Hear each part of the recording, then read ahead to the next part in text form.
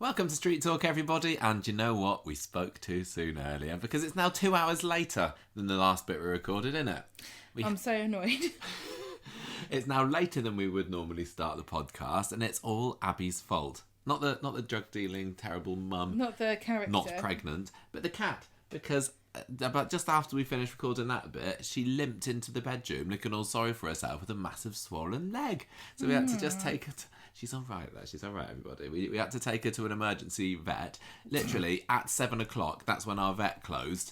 She was waiting, I think, just in the corridor next door, so that she could get the proper, nice after-hours treatment, just the proper expensive stuff. Extra £150 or whatever it was. Yeah, but anyway, we were able to get seen pretty quickly, and we were back within the hour. Well, we were back about an hour later, weren't we? Well, and then we just had dinner. She's been bitten on her leg. Yeah, we didn't by say what was another wrong. cat. It looks now like she's got an abscess, and apparently it was full of pus.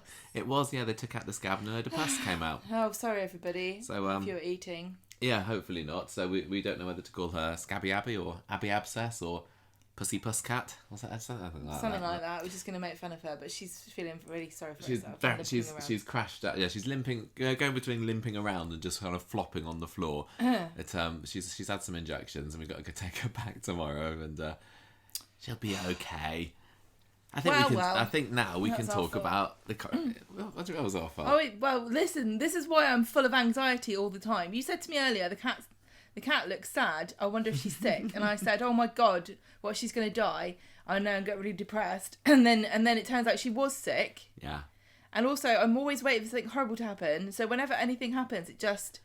confirms your pessimism. Me, and so when I feel bad, I'm like, yep, of course you should feel bad because something bad is going to happen. Well, she's okay, and now we can forget about it for a little while. She might try and come in for an attempt a bit of sympathy later on, but for now we'll get on with talking about the Coronation Street this past week. Also on Sunday, I fell down a hole in my parents' house, didn't I, or whenever it was? Oh yes, and I've been limping around all week. It's my turn. And then next. my mum said that she twisted her ankle at the allotment this week, and also yesterday Rachel's cat Rocky was limping around with his sad little paw. There's something wrong with him. They took him to the vet. How much did she say she spent? £137 or something. There's nothing wrong with him. He just wants drugs. Right, come on, we've got to talk about Corrie because there's lots of episodes this week, as we were saying 2 hours ago, but mere minutes ago. I just want to say we're so lucky that we can afford to not worry that this stupid cat costs so much money, but we also have cat insurance, pet insurance. I definitely think that if you have a pet, we learned the lesson from Safi that we absolutely need pet insurance, which we did have for her, and we made great use of. Yeah, I'm surprised they didn't ban us from ever having it again. Well, right. I certainly hope this week that Faye and Emma had insurance on that car, because the first storyline we're going to be talking about is Drop Dead Ted. You can't get old man insurance. Can you not? Oh no. No, like when you're. No wonder they're keeping it quiet this week. When the new character who looks like he's going to be a chirpy little mascot dies, you can't get insurance. So, yeah, Drop Dead Ted is what we're calling that, but there was also a little bit of a case of the munchies as well. Possibly the end of that, maybe, I don't know.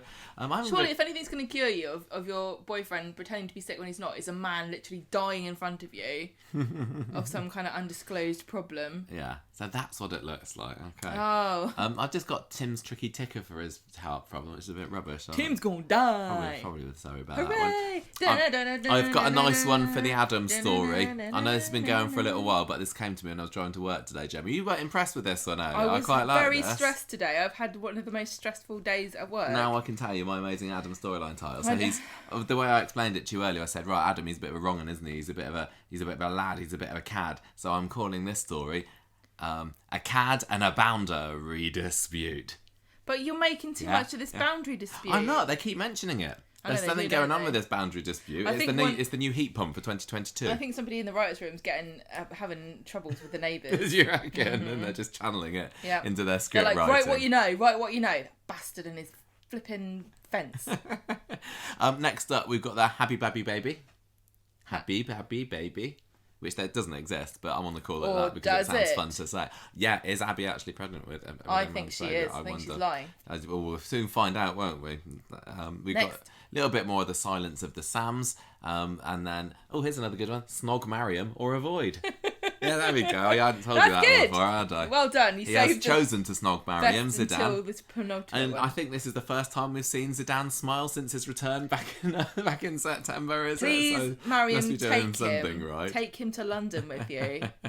No, she's staying in offence, Weatherfield, love. she said. But the pair of you can get bent. And, ooh, harsh words.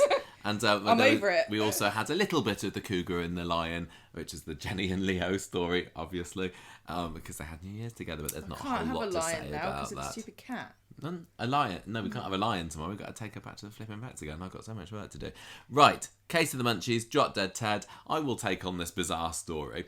And I tell you what I was happy about this week, because there was lots of raised eyebrows at a few things that were happening in Coronation Street this week. I did genuinely appreciate that we got a couple of brand new stories for the new year, because this feels like it's maybe going to run for a little bit, and it's not like the continuation of a previous story, is it?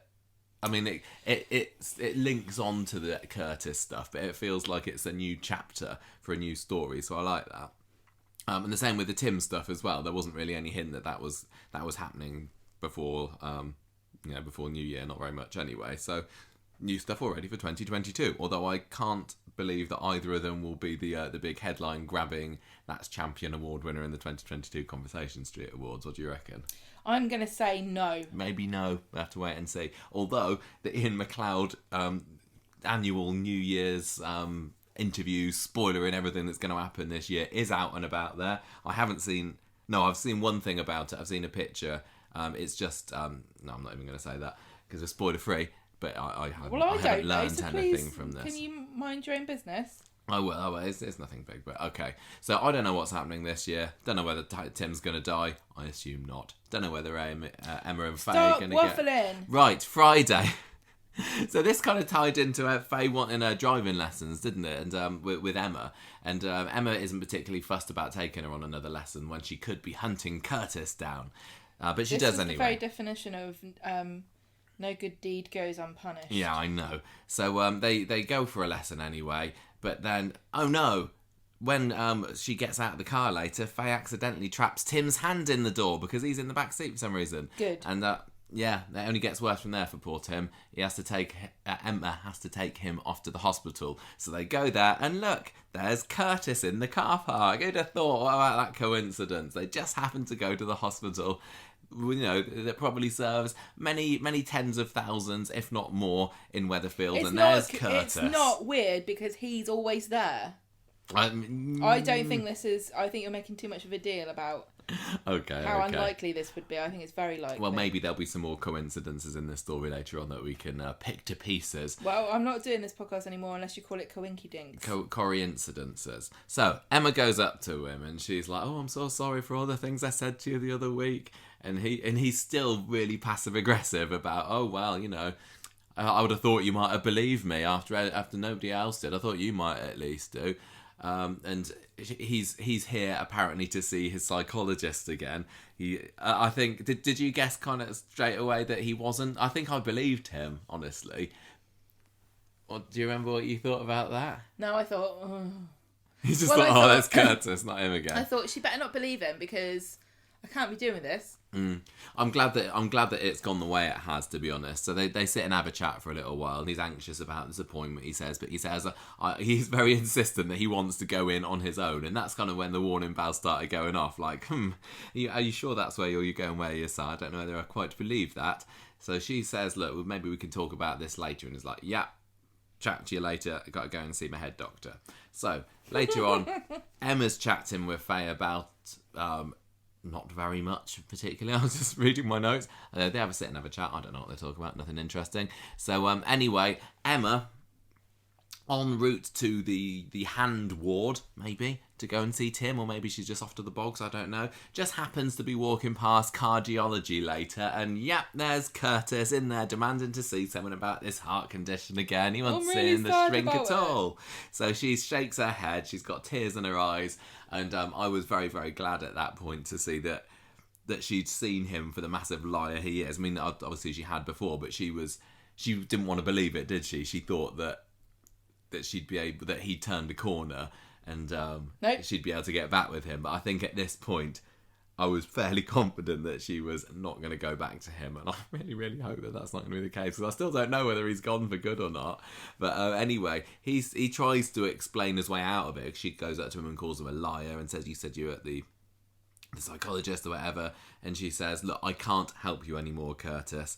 But she has arranged for his dad to come along and pick him up, though, so they have a bit of a soppy parting scene together, and then Emma gets into the car, they'll go off home. That's the last we see of Curtis. That we see something with her and Steve making up later, because that was a silly little grudge that they had together. Faye, towards the end of the episode, tells Sally and Tim she's off for New Year. She's taken the car with Emma. She's going to leave it there if they need to, or come back in the morning or something. I absolutely would not let this child leave that house with car keys for a New Year's Eve party. No, probably not the best idea. I will pay for your taxi there and back. You're not taking the keys. You can't drive. And then that was about it for that. Although I put this in my notes in this part of the story as well. There was a little wise chat between Steve and Tracy at the end of the episode. What's that got to do with this story? I don't know, but not really sure. I was going to say, quite apart from anything else, this poor kid can't drive. Is going to be on the road with a bunch of lunatics. People in New Year's Eve driving around, absolutely bladdered. But how many of them knocked down an old bloke? How many times have you driven home from somewhere on New Year's Eve and seen idiots wheeling and weaving around the motorway? Loads of times. I know. Tim's just glad that he doesn't have to take her himself, I think. Tim's probably... So he can get bladdered himself. He's probably mad now because he could have made a mint being a taxi driver on New Year's Eve. Oh, yeah. But he's got a bad hands. Exactly, that's what I mean. You can't. Yeah, so anyway, there was a scene between Steve and Tracy, which I thought was quite nice. There's like, I wish the pandemic was over. Tracy says, yes, I just wish for the end to the pandemic, but don't we all love? But it was quite nice, sensible scene between the two of them. So Monday then, we're into the new year now. It's 4 days later maybe, or 3 days later, I don't know, but it's still only New Year's Day. Emma and Faye are driving back from their New Year's Eve party, and then she runs over this doddery old man who's dropped his ginger nuts in the road.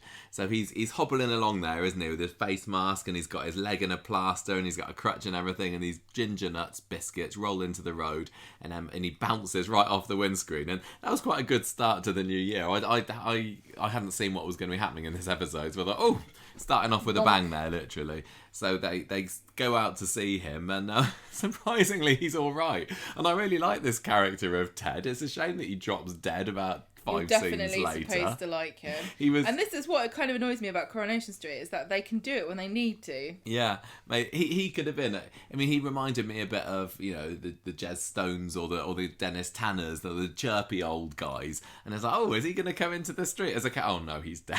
But, well, he was very talkative. He seems to have... I don't know how he managed to just get up and walk off again, because he took quite a bounce off of that bonnet, didn't Adrenaline. He? Yeah, must be. The company of 2 beautiful young women. So he just says, look, can you just take me home? Oh no, first he says, I'm going to sue you. And he's like, nah, not really. I know, it's really funny. Well, he was played by a comedian, wasn't he? Dougie... That's right. Remember. The brother of Lynn Perry, who famously played Ivy Tilsley / Brennan in Corrie back in the 80s and 90s. So obviously he doesn't hold a grudge, or maybe he hated his sister. No, clearly not. So that was really cool. He's been in Coronation Street a couple of times before. I can't remember what. I might have written it later in the notes later. He was great. In the week, but yeah, I thought it was really fun. I enjoyed all of his scenes there. They go back to his house together, and he's just gabbing away, listening to Emma go on about Curtis. And I didn't know what was going on here. I was like, well, I'm just going to write down everything that happens, and maybe it's got a purpose. I can't see where this is going. And Faye says, I've lost a fake nail down the sink. And I go, is that going to be important? I'll write that down just in case that's important. I've left some DNA in your kitchen. But yes, I was right. That does come into play a little bit later. So they spend a bit of time at his house, go back home to the street, have a bit of a joke with Imran about Emma being tipsy. First of all, they take a parcel. Oh no, they don't, do they? No, not at this point. Later on, they do. Okay, yeah. Because he's still alive to take his parcels at this point. Imran's like, I can't believe you took Emma out driving, Faye, if you're still tiddly after New Year's Eve. And he says, if you were in an accident, you could have been in a lot of trouble. And he also says, now you've told me, because I'm a solicitor, I would be legally obliged to report this Yes. were you to get into an accident. So, like, watch out, Imran. Gosh, Imran and Emma. Which funny one you of them is going to mention get that. sent to jail first? I hope Imran didn't go in jail. He's not going to, because they didn't say, yeah, we actually, now you mention it, we knocked an old man over. No, but they did say he did know that Emma was driving under the influence of alcohol. She wasn't driving. She was in charge. Oh no, she was of in the charge. car. Yeah, sorry, she was in charge of the car. Yeah. So What's the point? This is why. you could get.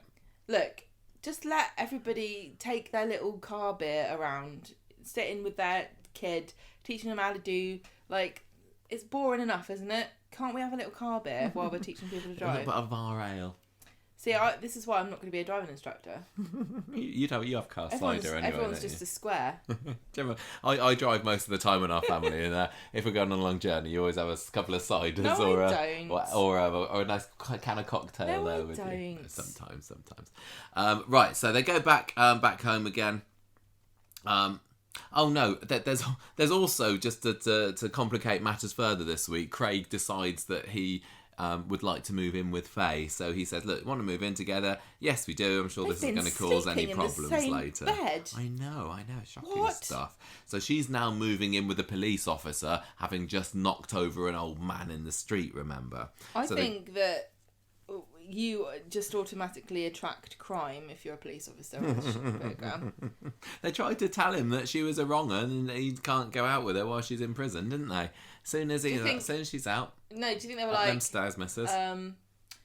Craig's like, I don't think I should be a police officer because I just think there's going to be a load of stories revolving around me being in the police and everyone's going to get in trouble or get arrested and it's going to be really dramatic. And they're like, look, Emma Watts was the police officer and she was boring. All she did was shoot a man to death in a supermarket. Very true. It's weird. I think, didn't somebody post about this on our Kirsty Facebook? was also a cop. Yeah, well, she... Is he the first male policeman we've had as a character? No. I'm going to say yes. No, there was I'm Emma's gonna say boring yes. partner that got He's into not some a main trouble character. with Les.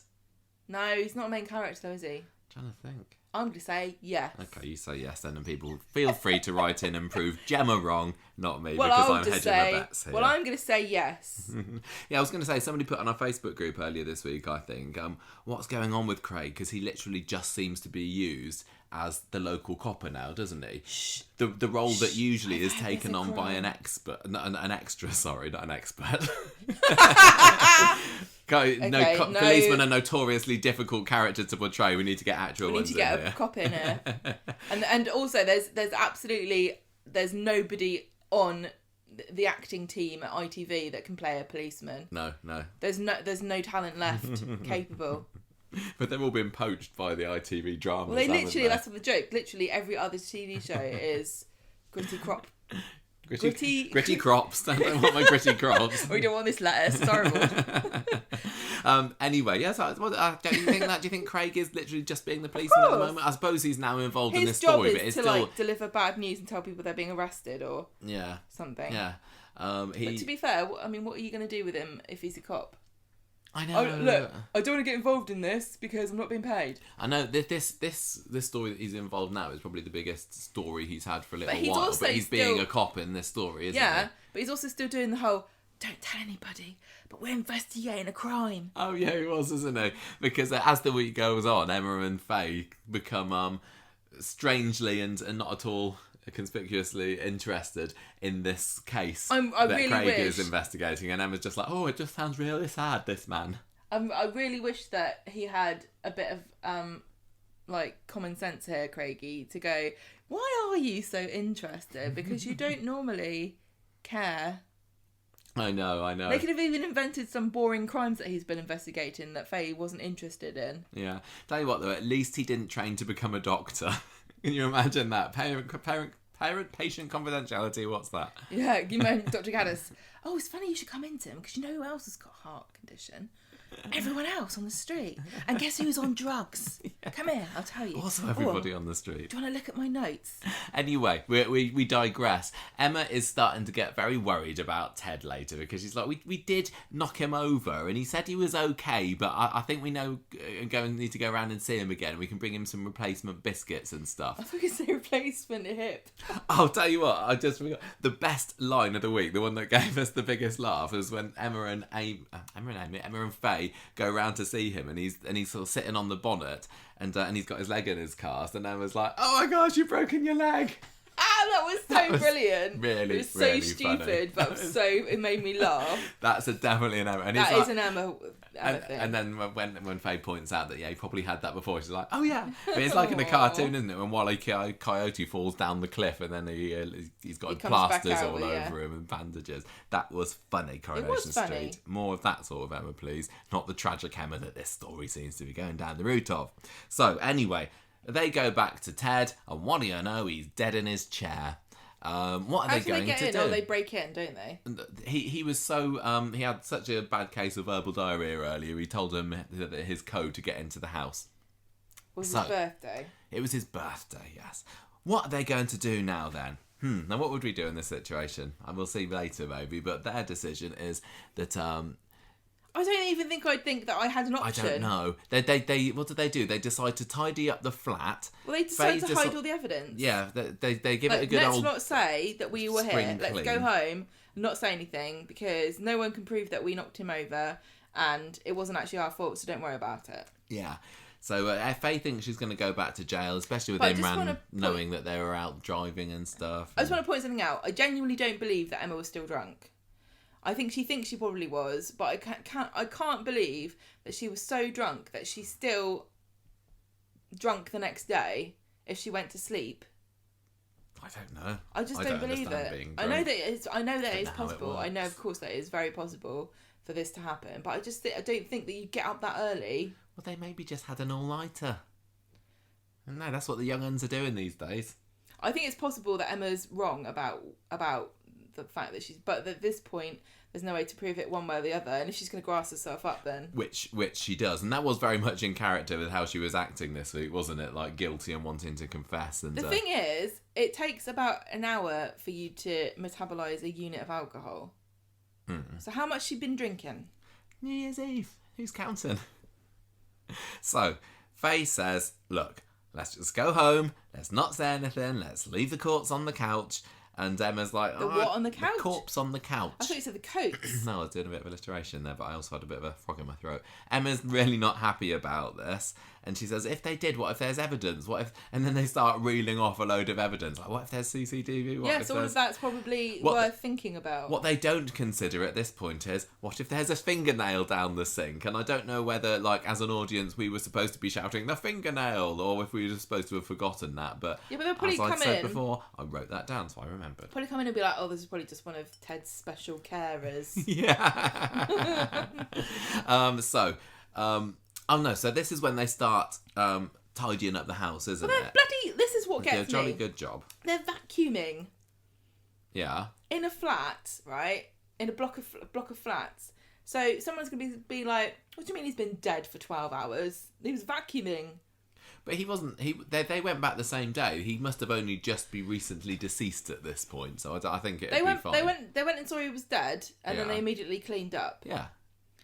I just think that it's a stupid Hiding thing. the evidence. Can I just say, if you're trying to pretend you were never there, running a vacuum cleaner in the middle of the day when your neighbours are going to hear and go, "That's weird." Do you think the vacuum killed him? Maybe the excitement of I'm just saying, if you're worried about leaving evidence, you're making noises. But yeah, but they're not the brightest, are they? I think we're supposed to be seeing this week. Anyway, next drama is that somebody comes knocking at the door. It's only a parcel delivery. Somebody who's very insistent to deliver this parcel and is looking through the letterbox. It's like, listen, it's what's it? Bank Holiday Monday. Take this parcel. I don't have to be delivering this today. Was it Bank Holiday Monday? Or was it Saturday the 1st of January? Or they're just the same in Weatherfield? No, it was Monday. It was on Monday. I'm just saying. It was also New Year's Day. Yeah, well, I had a parcel on Monday, but... So Emma has to go to the door because this guy's seen her through the letterbox. I know, what a nosy old git. I know.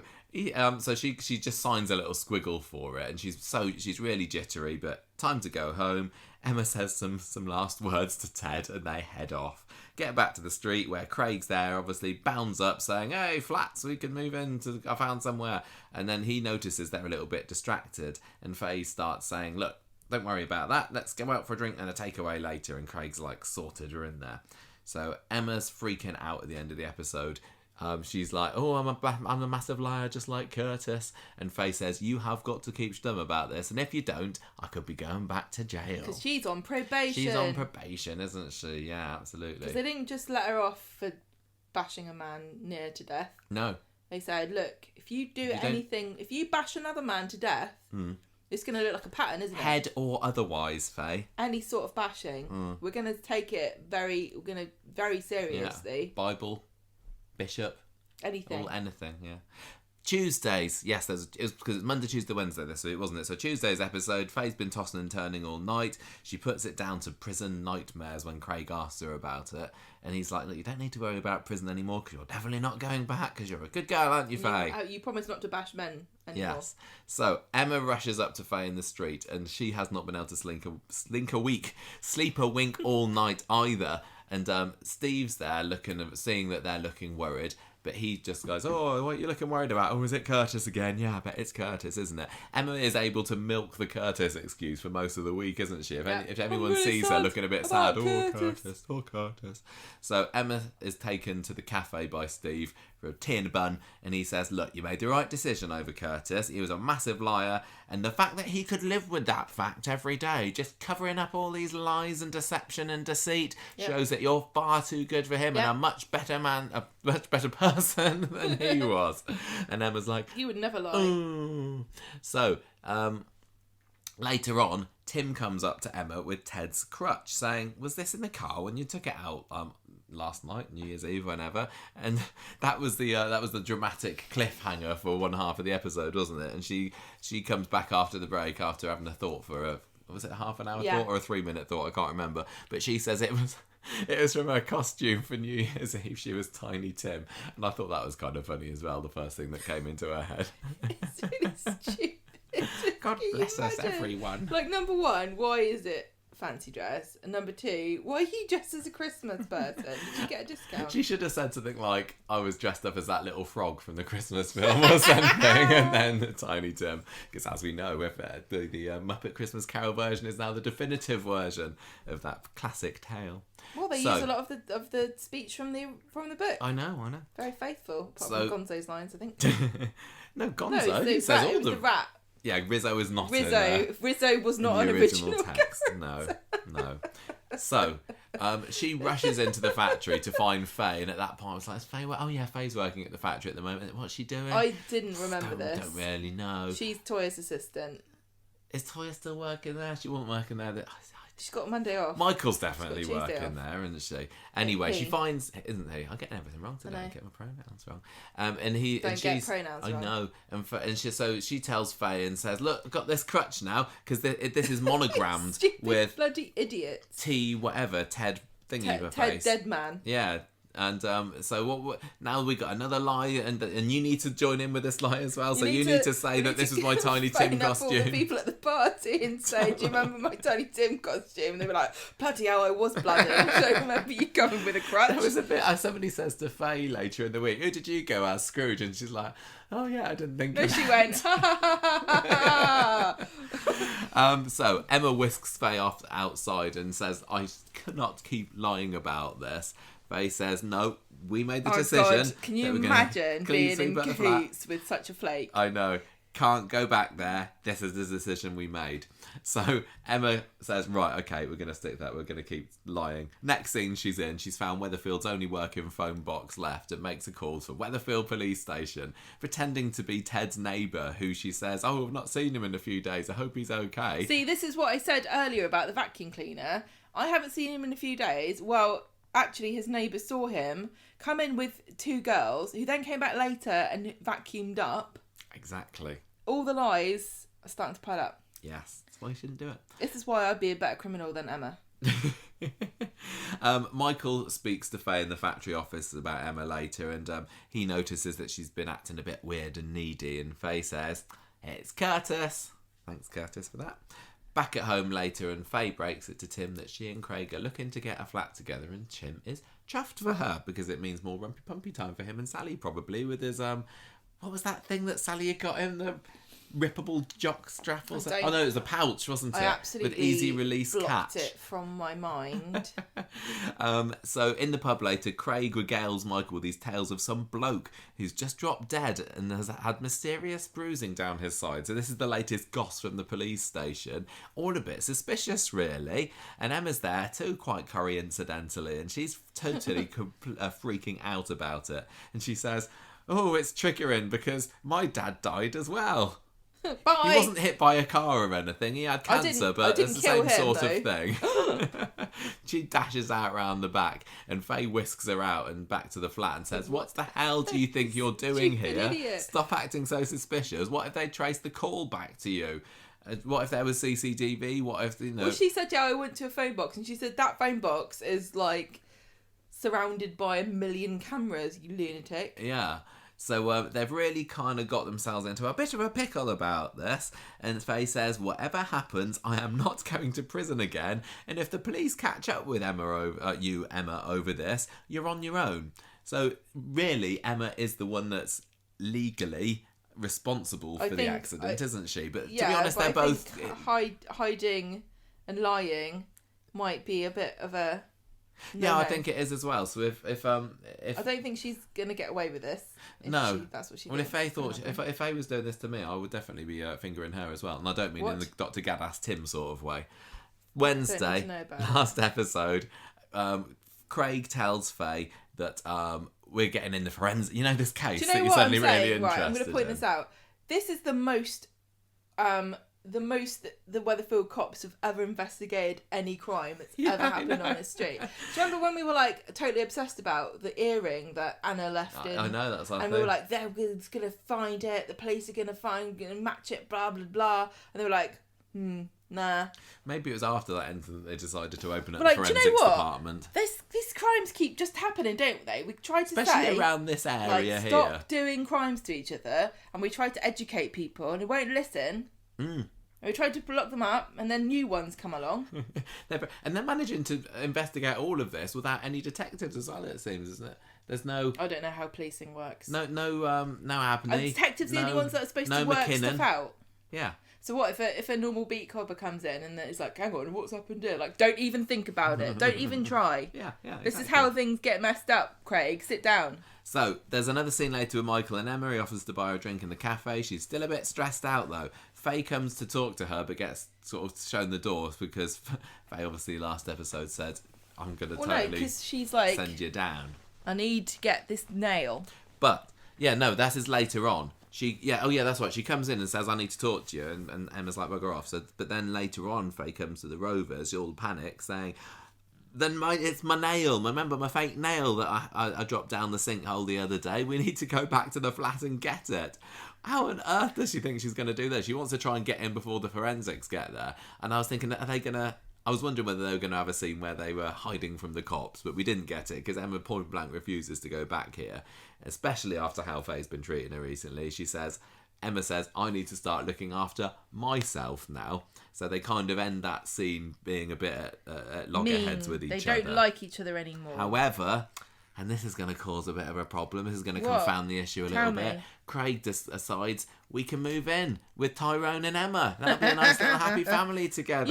You girls like spending time with each other, don't you? Yeah. Why don't you live with each other then? Tyrone's thinking, thank goodness the heater's off me after that last year.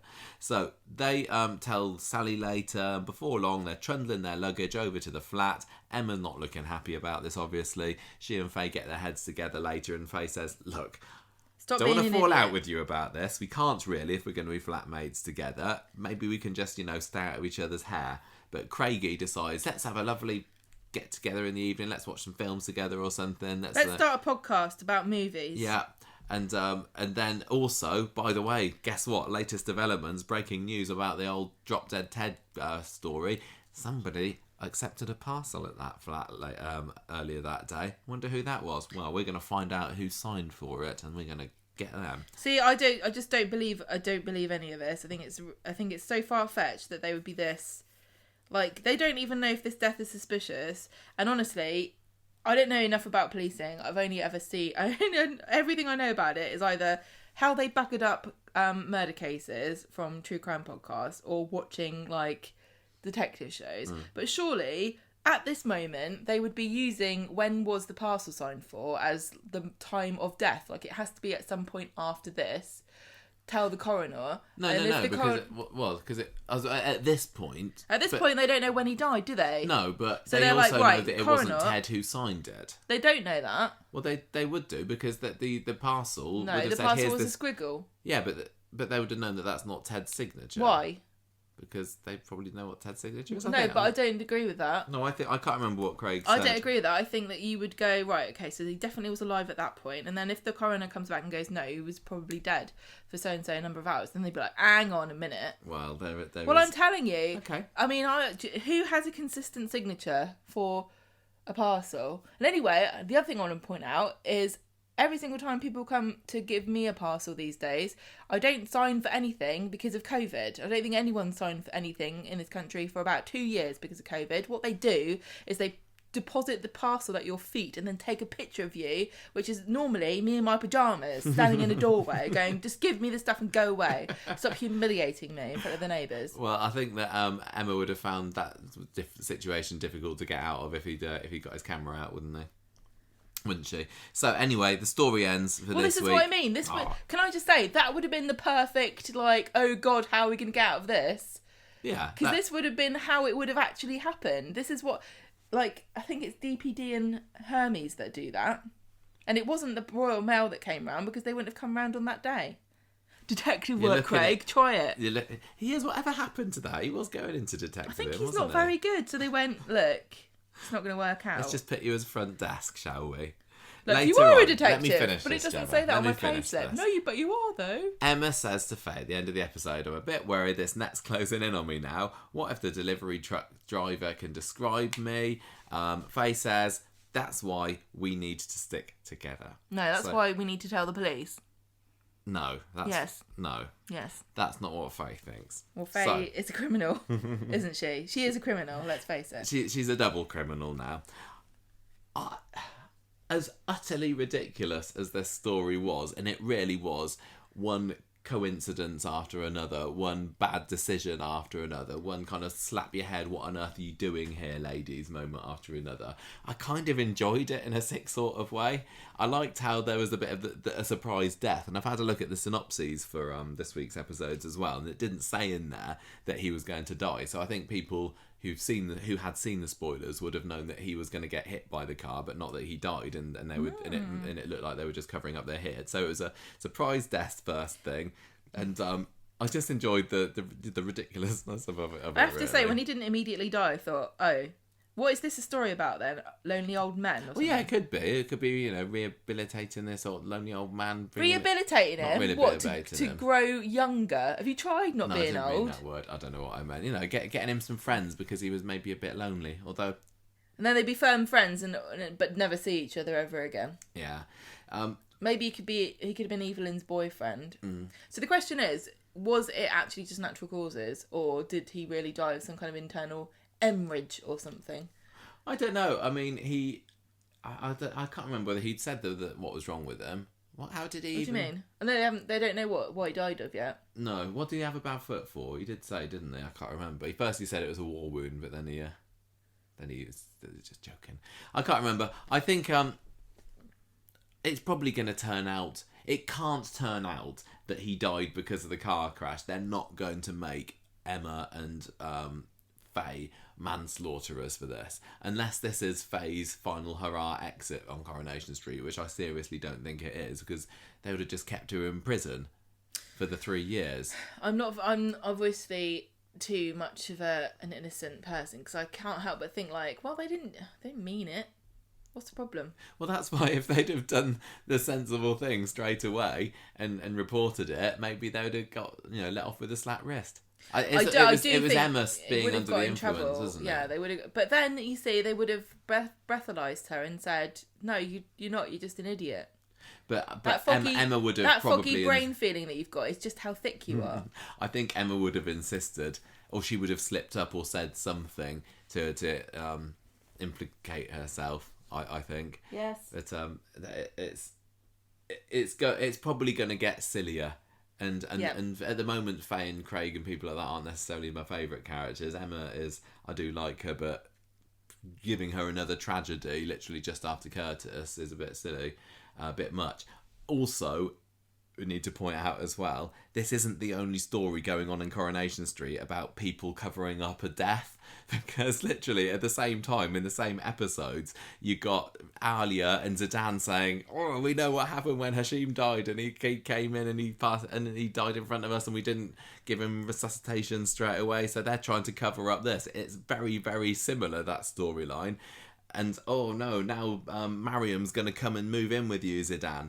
It's literally the same thing, isn't it? As we're going to move in with Craig, the police officer, the person who we don't want to find out about it. And it's also the same as Kelly moving in with Gary and Maria, whilst Gary's trying to cover up the circumstances in which Rick Neelan, her dad, died. So we've got 3 death cover-up stories going on at the moment. And people moving in to live with the person who shouldn't really be finding out about this. Is that a bit much? Stuck in a rut, isn't it? Yeah, and I guess it's a symptom of, it's a soap. We got to have people being killed off because that's the most dramatic thing that can ever happen. I know, but I do think they get themselves stuck. Like I said before about how the old movie studios used to make the same movie twice, like when they made Ants and A Bug's Life in the same year, and Dante's Peak and Inferno or whatever it was, where they just do the same movie twice because they steal each other's ideas, but they're doing it to themselves in the same show. I know. Do you think the writers are saying, I could do this story better than you can? What if we do a cover-up of somebody who died, and then the other one's not really listening, and neither is the person in charge of the meeting, and then someone else goes, I just had an idea, and they're like, yep, tick, tick, tick, all good, let's go ahead with it. We've got 6 episodes a week to fill here. They're not going to notice. They don't even watch it. They sit there on their phones tweeting rubbish about it all day long, but do they watch it? No. The other thing about this story, I thought, is in parts it was played for comedy a bit, wasn't it? Which Coronation Street has been more shocking when he Street has been accused of making light of death a little bit too much over the past year. What with a comedy funeral parlour opening up on Victoria Street, and the other Ted's funeral. This is the second Ted who's been killed off in Coronation Street in the past 12 months, isn't it? Because lovely gay Ted, Gail's dad, was killed off about a year ago after the whole Fanny incident, and then they had the hilarity with Eileen driving the hearse and making a hash job of it. Well, so it's not good to be a Ted on Coronation Street, and Ted Sullivan, Rita's Ted. Lovely gay Ted. No, he wasn't lovely gay Ted. Oh. I just literally talked about lovely gay Ted. Lovely gay Ted was Gail's Ted. This was lovely sweet shop Ted. Died in 92, watching Percy Sugden playing bowls. Don't be a Ted on Coronation Street, it's cursed. Do you have sympathy for one or either of the characters? What's the matter? I don't. Who do you... I think that Faye is being a bit of a nasty manipulative piece of work here. I know that she's just trying to protect herself, but she's being pretty horrible to poor simple Emma, isn't she? Emma's a grown woman. She's older than Faye as well. But I think... I get frustrated with these, like, let's make a series of ridiculous decisions. But equally, if this whole show was just, oh no, let's call the police. Please come. Yes. It wasn't your fault. Oh good. What, is this the end of the episode? Yes. More time for adverts. Look at this beautiful coffee table. I do quite like how it's dovetailed nicely onto the Curtis story. Can I talk about Tim now? Have we talked enough about this? Yeah, it's an hour. What is that? No, I just wonder. Do you think this is it for Curtis? Can we just say that? Curtains for Curtis, yes. Curtains for Curtis. We're not going to see Curtis back again. I don't want to see him again. It's fine. I've seen enough of him. This little Curtis bit reminded me very much of the coda to the Jude story where... Oh, coda. Yeah. Where... Have you been doing literacy? Yeah, I have actually. Where do you remember when Mary and was it Roy went to Blackpool to see him, and he's pretending to be Dr. Barlow, and then he says I'm going to go and buy some ice cream, and then he doesn't come back. That was like a last final chance for Jude to redeem himself, wasn't it? Just like this week's episode was the last chance for Curtis to redeem himself. Well, I'm glad that I'm sorry if anyone's listening who has factitious disorder or, something similar, but I'm glad that they didn't go, oh, don't worry, we've cured it. They had Faye saying shouldn't it be called fictitious disorder, didn't they, this week, and Emma didn't Well, it's get better it. than facetious disorder, which is what I was calling it for weeks. we know Coronation Street teaches us things. Finally, people are wondering whether Michael and Emma are going to be a thing. They did have a lingering conversation, which in Coronation Street is basically being married. Yeah. I think they could work well together. And I know not everybody likes Michael, not everyone likes Gemma as well, but I think they could be quite a fun couple. So Emma as well, I thought they could be quite a fun couple together. You just like the fact that it sounds a bit like Michael and Gemma. I do very much like how Michael and Emma sound like Michael and Gemma, and if they do put them together, then I will take it as a personal tribute. Unless they make them into Corrie's worst couple ever. Can't. Chesney's not involved. Okay, Gemma. You can now talk about how Tim's Tim gonna die. is gonna die. Tim's gonna die. Right. It's not real, so it's okay. Tim's tricky ticker. On Friday, he's got his sad hand, hasn't he? And she starts whittering on about going shopping and reminds everybody that he's got a heart condition. Yeah, because it's like, oh, shall I buy some choc ices or whatever? Oh, don't forget you got a heart condition, Tim. Yeah, so there's lots of comments about, you keep buying snacks, and she's like, well, you keep eating them. And it's like I'm sure, we don't have this conversation, but I'm sure very many people have this thing where they're like, I'm trying to diet, but you keep buying nice food and I keep eating it. Stop doing it.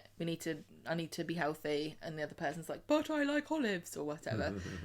We have got lots and lots of snacks in we at the just moment, don't care at the moment because life's too short. So that's what Tim thought.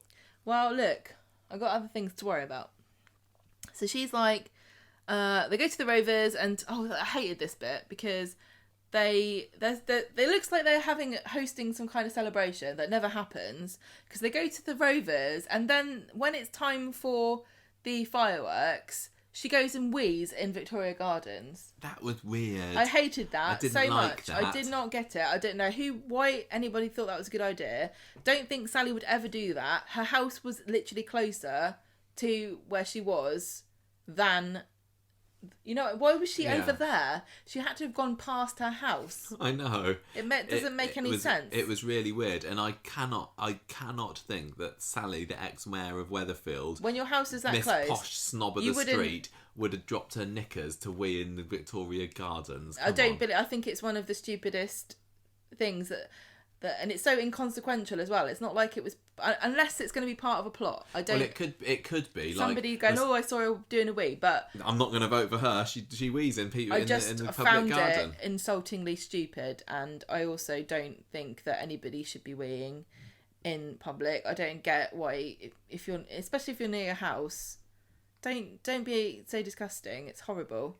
Look, especially in a public garden that children go in. At least you didn't do it in Seb's memorial garden. Imagine if Abby had caught her. Like, Tim, I need friendship over. Tim, I need a poo. I need to go behind the screen. Yeah. Anyway, I've got very strong views about this, obviously. So about public urination. If you want to do a wee, just don't tell me about it. Go behind a tree or something. I don't want to know. And I know that dogs and other things wee outside. Not talking to the dog listeners here. Just the humans. Humans shouldn't be weeing outside. We invented plumbing. And you've got a house! Anyway, he gets a bit upset, and he's like... And then, because everybody thinks about the future on New Year's Eve, and he's thinking, I'm going to have to live with this bloody public pisser woman. Oh, you'd have to take that out. You can say that. So and he's saying, I've got heart problems, and you're trying to kill me with choc ices. And then they say, let's have a health-related storyline. So they do. I thought this was going to be another...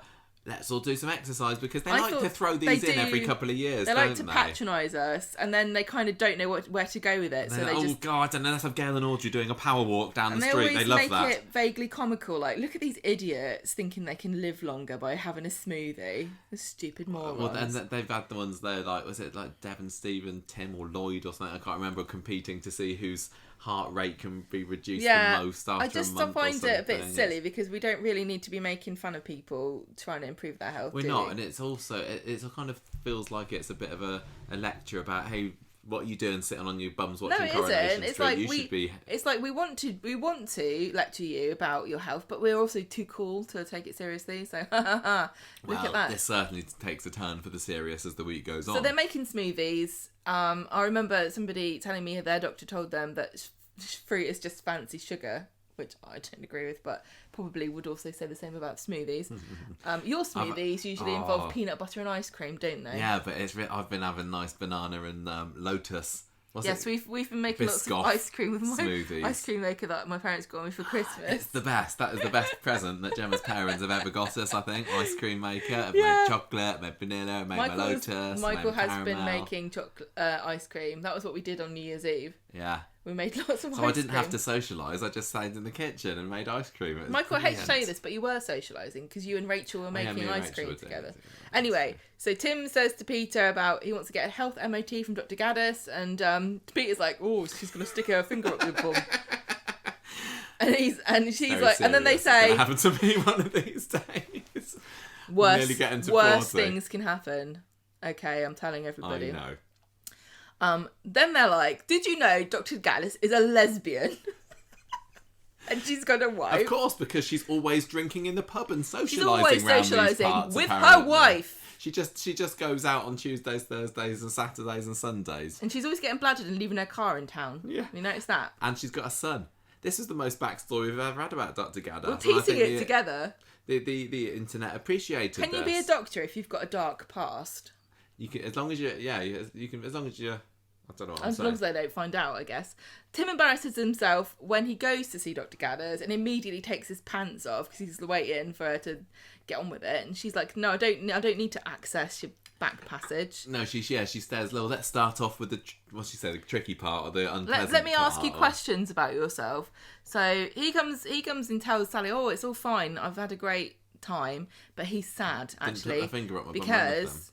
It turns out that he actually is lying and he didn't pass his medical exam. He's got a big failure written on his hand. That was you, wasn't it? You did it in his sleep. We don't find that about the end. Well, no, she's saying to him, "Oh, look, I know what it's like because I have my cancer things and you're always worrying something's going to be, they're going to find something, because I don't know if you don't know anyone who's had cancer, if you haven't had cancer yourself, you probably wouldn't really know, but if you have cancer you have to go back quite at regular periods for them to check to see if you're still okay, which is horrible because you're always worrying, oh great, is this when I find out? Yeah, I remember Mum used to have to keep going back, didn't she? Yeah, so he's going along with this, but then he gets a phone call when it turns out she's having a shower to say, "You need to come in for your appointment tomorrow because you're going to die." Tell you what, they're very efficient, the Weatherfield Medical Service, they're like, "Look, we've only got a certain number of characters. New Year's Day, rock up at the practice, finger at the bum. Next day, you're in hospital. Next day after that, you got your angiogram. It's brilliant." It's because there's nobody in Weatherfield that has actually got COVID, it seems, is there? Has somehow managed to completely skip there. I was just thinking, how they're talking about, they made a massive deal, and the reason I was making fun of Dr. Gaddis being a lesbian is because they made such a kind of funny deal about going on about it twice. Is she the only lesbian we've got? We've got Nina and Asher. I can't think because Kate's gone away, and I think it's good. I think we need more, but I don't think she's going to be in a love triangle with Nina and Asher, which is why they usually introduce another gay character. Yeah. I just appreciated getting a bit of development for her, to be honest. I love Dr. Gaddis so much. But they kind of tricked me. I think, they bring in Dr. Gaddis as a regular character. Why are they telling us this? Have they been told off by Ofcom or something? They're just teasing us and making us think that they're going to have her as a regular. Because this is the first time that we've seen her in the flesh for ages, hasn't it? Because she's had a couple of video call scenes over the past year or so. Dr. Gaddis. This is the first time we get a look at those Gaddis pins for ages. Pins? Legs. That's what men call legs. Oh, do you? When did you see her legs? Well, when she was walking around with Tim, yeah. Okay. On Tuesday, Tim's got his text going, "Don't forget." He tells Sally he can't go running with her later because he's got a bad hand and he's got to go to work. And she's like, "Look, I bought a special pair of leggings for 30 quid. And honestly, Tim, you can be such a drama queen sometimes. Then Sally sees Peter in the pub and he says, she says, oh, Tim's got to go to work. And he's like, no. She basically finds out he's lying, and Peter tries to cover for him, but it doesn't work. And then if he's not there, he's covering where for Barry. Is he? But I just saw Barry. Barry's working. Who's Barry? I've explained it. He goes to see Curtis's heart doctor, and he's like, "Guess what? You're faking it." No, she doesn't. No, it's a man. He doesn't. Because he can only diagnose factitious disorder. And I thought it was nice that we got to see Curtis him again. is jealous as hell at this point. He's like, why do you get a heart condition? That's not fair. Anyway, the doctor's saying, Dr. Gaddis is a bit concerned about your heart. Have you been getting short of breath? And he's like, yeah, well, I'm just getting old. And he's like, oh dear, no, I think that's bad. We'll have to get you a angiogram, which I think involves injecting dye into your blood. And then go, oh, look at that. Where's it going? And he says, do you want to be sedated? And he says, no, I need to get on with my life. I can't be having people picking me up. Because if you've got sedation, you can't drive home yourself. Emma probably would. I'm really mad about this because I remember seeing a thingy in the doctor's surgery going, if you get short of breath, go and tell the doctor. So I did, and they were like, you're just fat. And I'm like, thank you though, but do you not want to check anything else? I know I'm fat. I can tell that. But is that the only reason? They're like, no, just go away and come back when you're not fat. And find out. We'll find out then, won't we, fatty? Get out of this. So anyway, I still hold a grudge about that because I could need an angiogram, couldn't I? Anyway, he's gonna be fine. Don't worry about it. Don't tell anybody. And the doctor's like, you need to rest and don't do anything. Don't have any shocks. Don't have any revelations. Don't keep any secrets. Don't go running. Don't buy new lycra leggings, and definitely don't eat a choc ice.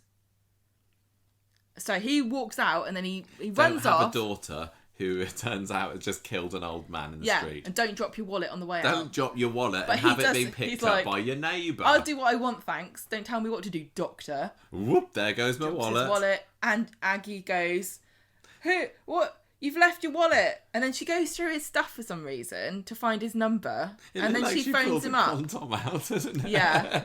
I don't know what it was. Like, it was just, the piece of card we all have with our home numbers on in our wallet. I'm pretty sure that it was a condom. And she's like, can't have this before your angiogram.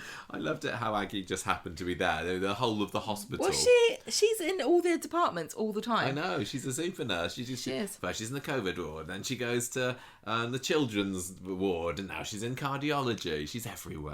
So she phones his landline number and goes, Tim, you've left your thing in the cart department when you were having your special consultation that's a secret. Then she goes round and takes it to him and tells him that she's left a message. And he's like, oh no, don't tell anybody. I don't want anyone to know.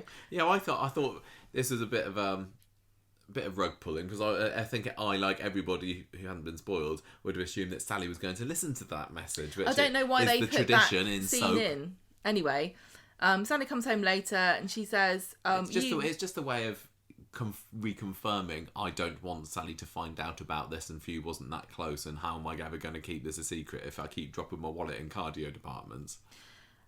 I think you should just take your phone and pay with things on your phone. So she's like, Sally comes back and says, we're supposed to go running and you ran off without me. Not quite. I don't know how long she went for a run, but it was long enough for him to drive to the hospital, sit in the waiting room, go and have a consultation, come out, leave his wallet, go back home and have a conversation with Aggie. So I assume that she's training for a marathon. A couple of times around the Red Wreck. I don't believe Sally. I reckon she went to Costa. You reckon? Costa's not there anymore. No, there's not. Where's she run to?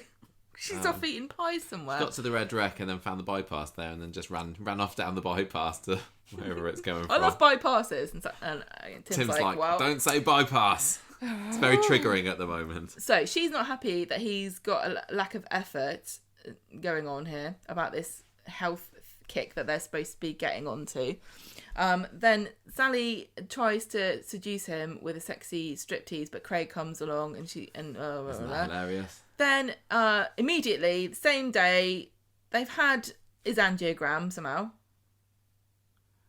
No, they just had tests. Oh, anyway, they say, yeah. Anyway, they say you have got thickening. Oh no, I think I've just written my notes in the wrong place. You've put it in the wrong place, haven't you? That's a bit of a spoiler. Tim's voggling angiograms on Wednesday morning, and Sally wants to go for another jog, and he's like, God damn it, woman, we already went yesterday. But she won't listen, makes him wear his outfit, and he's kind of half-heartedly flouncing around. He sees Craig using Faye's laptop, and he's like, don't look on there, my search history, can you delete it, please? Yeah, because that's where he's been doing his voggling, isn't it? Then Aggie sees them out running, and she's like, why are you running when you're supposed to be not running? Well, no, she doesn't know at first. She's like, oh, was everything okay? I thought that at the heart department... I thought you were going to die. And he's like, no, shut up. Please, Yeah. Can you be quiet? Don't tell anybody that I've got my thing. Remember, everybody that's watching, I've got a secret. Yeah, no, the fact when he says, shut up, she realises that at that point that there's things serious. Shona overhears them talking about a secret that they both know, and she said, tell Sally about it. And Shona knows now that they've got a secret together, which Shona's is gonna... like, I used to have a secret about a wallet. Remember when I came into it? I used to be a scallywag, do you remember that? Nothing comes from this, but Well, Shona's maybe now next week. got some kind of ammunition to suspect them of having an affair, so that what? That would never happen, would it? No, misunderstanding. Misunderstanding where the spouse thinks that their partner's having an affair with their neighbour. Never. Sally goes in the Rovers looking for Tim. Peter's not seen him. I think that's also from a different part of the story. At the hospital, Aggie makes Tim take her to the This is hospital. the same because this is when he's doing his angiogram. Yeah, I know. She goes to the hospital with him, and he's all sad, and she's like,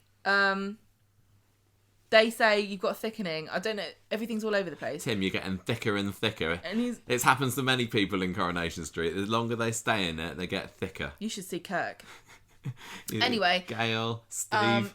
Could happen to anyone. The doctor says you're going to need a triple heart bypass operation because your arteries are all thick. And he says, but wait, since you told me, I've hardly had any shock ices. So, because I knew I had a heart condition, so I was trying to be good. And they're like, well, sometimes it doesn't even matter what you do, so don't even bother. Yeah, he's saying he's saying I've been eating well for quite a while now. Actually, it's not just saying since yesterday. No, yeah, that's what I mean. I've not got out the ice cream maker at all. Sorry, I didn't make that more obvious, but yeah.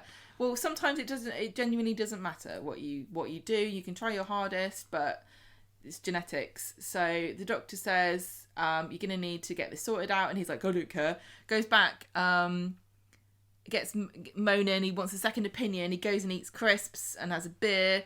Aggie finds him, and she says, you better watch yourself and don't eat bacon crisps because those are one of the leading causes of heart attacks. Because that's the other thing the doctor says. It's like, if we don't get this sorted out, you could definitely die at any moment. Yeah. This is, by this point, the notes that I had in the other Yeah, you've got it all over the place, and then you're moaning at me for not being able to read it. Well, you've got the dilemma of Tim, who's secretly got a heart condition, and he can't do exercise, and a wife who wants him to do exercise. Oh no. Maybe I should tell her. No, Tim's decided that it's a secret for some reason. And he won't have Nookie with her when she buys him a naked butler outfit because he says he's a bit tired. And then she comes down and has a go at him and accuses him of not fancying her anymore and moans and moans and moans until he gets mad and has a go at her. And then he sits on the bench and has a flashback session to the things that just got told to him earlier in the episode. Which was really offensively spoon-feeding everybody information. Just in case they forgot. Why is Tim looking sad on Maxine's bench again? Oh yeah, we need to play the clips to remind us what he's thinking. Yeah, we did not need to be reminded. And also have some high-pitched ringing, like we've all got tinnitus. I'm sure there must have been quite a few viewers of Coronation Street on Wednesday. Is that me? Where's that? Oh, it's coming from the TV. It's tinnitus, that's what it is. I thought Sally was really bang out of order here for treating him turning down her offer of sex as like a massive insult. Sometimes, Sally, people are not into it, okay? Just calm down, you weird rabbit woman. No, but Sally and Tim, they are always I thought this was really poor of her. Like, as far as we know, this seems to have been the first time in his life that Tim has ever turned down sex. And I wonder if it just came as a shock to her then. Well, I know, but can't she just take it like, okay, fair enough? I thought she was out of order. I think she overreacted. And I think it's like kind of a bit rapey to have a go at somebody and be like, oh, well, don't you fancy me then? Maybe we should just get divorced. Get over yourself. It was Yeah, it's just to kind of show it was to like go, yeah, to Tim's the serious. It's to build the tension between the couple, so that then she can say, that's strange, Tim doesn't want to have sex with me at the moment, and then Shona can go, maybe he's just banging Aggie, because they were talking about a secret. Did you going to say Shaggy there? That's what I saw her standing around in the cardio department with Tim's wallet looking at his condoms. Going, oh, it's a Trojan one. I think I know who my next conquest's going to be. Oh, Marmite banana, my favourite. Just going to take this out of the wallet and put it in there and kind of squeeze it out onto my next batter recipe. Shut up. Right, we've said enough about that. Anyway. I thought, just going back to that last scene don't want with another Tim, medical storyline, please. That's the end of my... You always hate medical storylines. They're always in it. They went years and they hardly had any. You don't need medical storylines. Have a bit of... Oh, I'm sorry. I hate them. They make me so anxious. There were some real similarities between this and the Sinead story, actually, and I know you didn't see much of that, but even that thing where they had the characters, the ringing sound in the characters, and then they kind of snap out of it. That was exactly what was used in the scene where Sinead's in with her consultant being told that her cancer is terminal, and it's like, I think they're trying to redo the Sinead storyline here a little bit. Apart from he's not going to die because he's Tim, he's going to be fine. But yeah, he's just going to get this triple heart bypass. The question is, how long is he going to keep it until he tells Sal? Why do you keep calling her Sal? Sally. Sal. Sally. It's interesting, I suppose. I'm sorry. Do you can you understand why Tim doesn't want to tell Sally? Do you have any sympathy with him I there? don't tell you everything with my medical things. No, that's what I was thinking. Because I don't want to talk about it. Yeah. So does that mean, do you feel kind of understanding of Tim? But I just want to say one thing. I do have a lot of things that I have to do.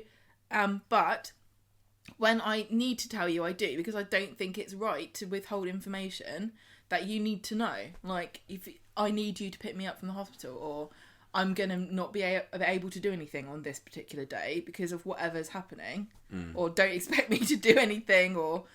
I think it's kind of fair enough if he didn't tell her about going in to get tests or something. I'm sure that... I know some couples will say, of course, I tell my spouse everything, and others will say, no, we don't tell them everything, or I tell them a certain point. But at this point me more anxious to talk about it. Yeah. And I would assume that Tim feels the same way. And I also think, though, that there's a lot of denial in here, and he thinks if he doesn't tell Sally, then it's not real. Yeah, absolutely. So it's up to you if you want to tell your spouse or whatever. I think you should, but if your reasons for not telling them on sensible ones, I think he also doesn't want to worry her. I think that there's a big thing that he doesn't want. He's going to feel like he's let her down, or whatever. But he must know that he's not going to be able to get out of this. She's going to realise he's got a big scar down the middle of his chest. He's not going to be able to have a triple heart bypass without her knowing. And if this is the other thing, right? If it turns into that kind of storyline where it's really about what you tell your spouse and lying, because this is the thing about Coronation Street, sometimes that annoys me, is that it takes a really interesting dilemma or some kind of unique storyline and then turns it into the same old crap we've seen a million times. Like, what is the basic of this storyline? Tim has a secret, Sally's inevitably going to find out, then they can have an argument about why he kept the secret from her. Is that what you want the triple bypass operation story to be about, or do you want it to be about a triple bypass? Because people who are going through this probably would actually rather see it being addressed, in a more sensible and straightforward way. But we got that a little bit more with Peter last year, and this is another case of... This is a little bit like something that's happened very recently on Coronation Street, although they did bring that up, didn't they? Storylines, I'm sorry, but they all boil down to the same thing. You got something wrong with you. Oh no, I'm sad about it. Am I going to die? Well, I don't know. Let me just check and see what the previews say. Probably not, though, unless the actor wants to leave. Yeah. How long's your contract? The Peter thing was literally a year ago, and he wasn't keeping it from Carla, and I don't think he was. I'm not interested. And that was more about I find it really annoying. The the symptoms of Peter's condition, and him having his seizures on the floor and having to take his little whiskey doses and everything, and all of that stuff is quite interesting. But that did. I'm sure that at the same time there was something about her sleeping with Adam and stuff in there as well. This is why I get. This is what these are the storylines that kind of make me sympathise with people who say, I don't like X thing that I like. You know, when somebody says, oh, I don't like, you know, the Pat Phelan found it really dark, didn't like it, and I'm like, it's party poopers. But like, I'm sure people really like this storyline and find it interesting and really like Tim. But like, as far as I'm concerned, I am finding this interesting. Eileen, give him the box, get in it, just leave everybody alone. Oh yeah, she could, couldn't sell she? him a box. Yeah, she could upsell him on that. Oh, just honestly, some things I think when you watch them on screen help you, and if this helps somebody, that's brilliant. But it doesn't help everybody who has medical anxiety to watch it. And honestly, I also want to, say I deliberately don't watch medical programs because I don't like it. It makes me sad and anxious. And so when Coronation Street keeps doing them like it's a medical drama, every single week there's something, it feels like. It's not a medical drama. Can we not give it a break? Drama. Yeah, I agree that it's... And I know that this happens in real life. I know that people, down. Everyone gets sick, I know that. But I'm pointing out Coronation Street has gone for years and years and years when we had rarely any medicals. They didn't... I think it's because they built a bloody set. I'm going to set fire to that set. Yeah, they got the police set, they got the hotel set, they got the hospital set. They're going to make damn good use out of it. It's like they say, when you're a hammer, everything looks like a nail. It's like when you've got a hospital set, everyone looks kind of sick. Do you know what a triple heart bypass is? It's when you get the heart and you put a tube on the bottom and you put it around the top, and then you put one from the top round the bottom, and then you put one in the middle to round the middle. And then you go through the red rack. No, they take blood. I don't know if I want to know. They just take blood vessels from other parts in your body and stick it in your heart. Like they take a blood vessel out your leg and stick it in your heart, and they take it all out your shoulder. Don't want to know. So I didn't know, so I did a bit of googling. The only thing I will say is that my dad had a heart thing the other day. He had a routine heart thing, and he went in and he saw the doctor, and if they measure your heart thickness or whatever of your vessel thing, as they did and if it's a certain measurement, they're like, oh dear, better come back next year just to make sure. But my dad said that his was so brilliant, they're like, don't ever come back, we don't want to see you ever again, because like basically you drive a bus through this. That is pretty amazing. I think, okay, that I'm going to take that as like, I'm going to be fine. You're alright, you've got a good heart. That's not going to kill me. Oh, you have a good heart on you. Can I please have inherited that? Please, can I just live forever? Fluffy hair. Yeah. Maybe I've inherited his wonderful heart. I think so. But having too big of a heart, apparently also bad. The other thing I like about this story is that it's something for the Baileys to do. A Bailey at least. We've said that they're not really doing anything. They don't integrate with other people in the street, other characters. Now Aggie's going to be involved with the Sally and Tim story. I'm enjoying that. Hooray! Also, the fact that it's Aggie who was kind of on Sally's side with the whole let's not have people parking on the street until that fizzled out a little bit. But people are still parking on the street. This is what makes me think.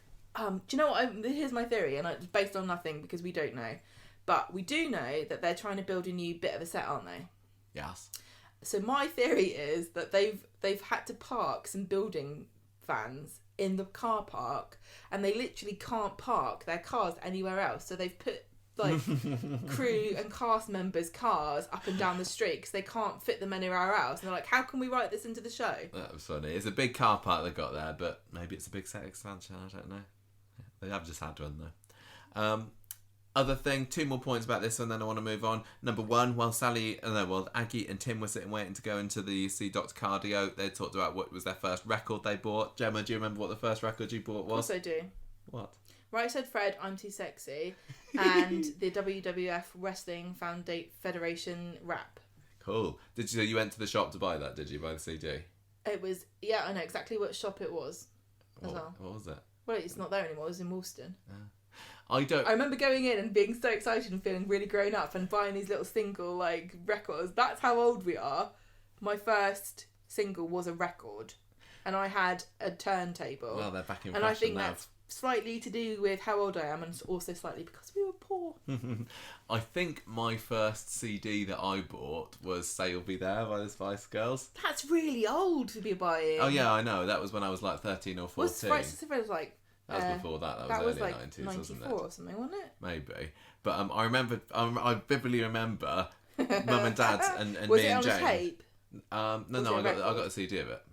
Bloody hell, your first single was a CD? Yes. That's ridiculous. I remember being in the car on the way to town and kind of announcing, I think I want to buy a CD in town, and Mum and Dad's jaws dropped. They were like, what? You want to buy some music? You want to buy some pop music? What is it? Because I just had, up until this point, zero interest at all in any chart music. A bit like I am now, really. And so they proudly took me into Virgin Megastore in Coventry City Centre, where we thumbed through the CDs, and I got them to Say You'll Be There. Your dad was really like, oh gosh. I didn't pick up the Wannabe until years later on eBay. I think he might be straight because he's buying this. Hang on, no, it's the Spice Girls. I don't know, Elaine. I don't know what this means. And then I got Spice. I got their album for Christmas that year as well, and it all just spiraled on from there. I think the first CD I bought was Big Willie Style. And I had to give my friend the money. I was like, I don't want to pay £15 for this. I had to literally give her the cash because I was too tight to buy it. That's funny. But Rights of Fred, I'm Too Sexy was 1991. 91, wow. So 5 years before my first single. But before then, I used to listen to my parents' music, which was like Queen and Enya. Yeah, it was Queen in my family as well. Anyway, I can't remember what Tim said that his first CD was, but something's funny. Something that linked to the story. Something probably. that had a rude word. Something I hadn't heard of. And the other thing, Sally gets a text from Rosie on New Year's Eve. Right. Was that nothing, or was that a hint? No, I like that because it came in the middle of the day. And as I know from bitter experience and over the past 2 days, the Japanese are not anywhere near working at the same time as we are. No, that's caused you a few email issues, hasn't it, the last couple of days? Very much stress. But I knew this for years. Apparently the people I work with only just found out. I just think it was odd. It was really nice, a nice little moment, just say a Happy New Year from Rosie with a kiss, although they do the same thing as they always do on Coronation Street, where the text message appears on the top of the screen, which makes it look like it's the first time they've ever texted each other. And Sally gives a nice little smile. She texted back, new phone, who dis? She had a little very sweet smile, didn't she? Would they have done that for no reason? Well, Sophie didn't send her a text. Exactly. I wanted to see Sally like doing a wee and then getting her phone out and like passive aggressively texting Sophie going, Happy New Year. Your sister sent me a message earlier in the day. Just checking you're all right. Haven't heard from you in a while. Kiss. I think that Rosie should have just phoned her up while she was mid-flow, while she was squatting in the gardens. Gross. No, literally, we've seen so many times that a character who is coming back will just magically get mentioned just before they come back in again. You can't come to the or funeral? Maybe they'll just be invented before they come in for the first time. Daisy. My son. I don't know. Keep your eye out for that one. But we do have the predictions for 2022 episode of the podcast coming out next week, hopefully. So maybe I'll just double down on that one. Right, let's move on to the next story, which was my a cad and a boundary dispute, which is where things got a little bit more dull, didn't it, everybody? I think lots of people can agree that the Faye and Emma story was silly, but it was kind of interesting. This wasn't so much. Although we have got a new Corrie drunk in the making with Lydia. Thought that she had a... No?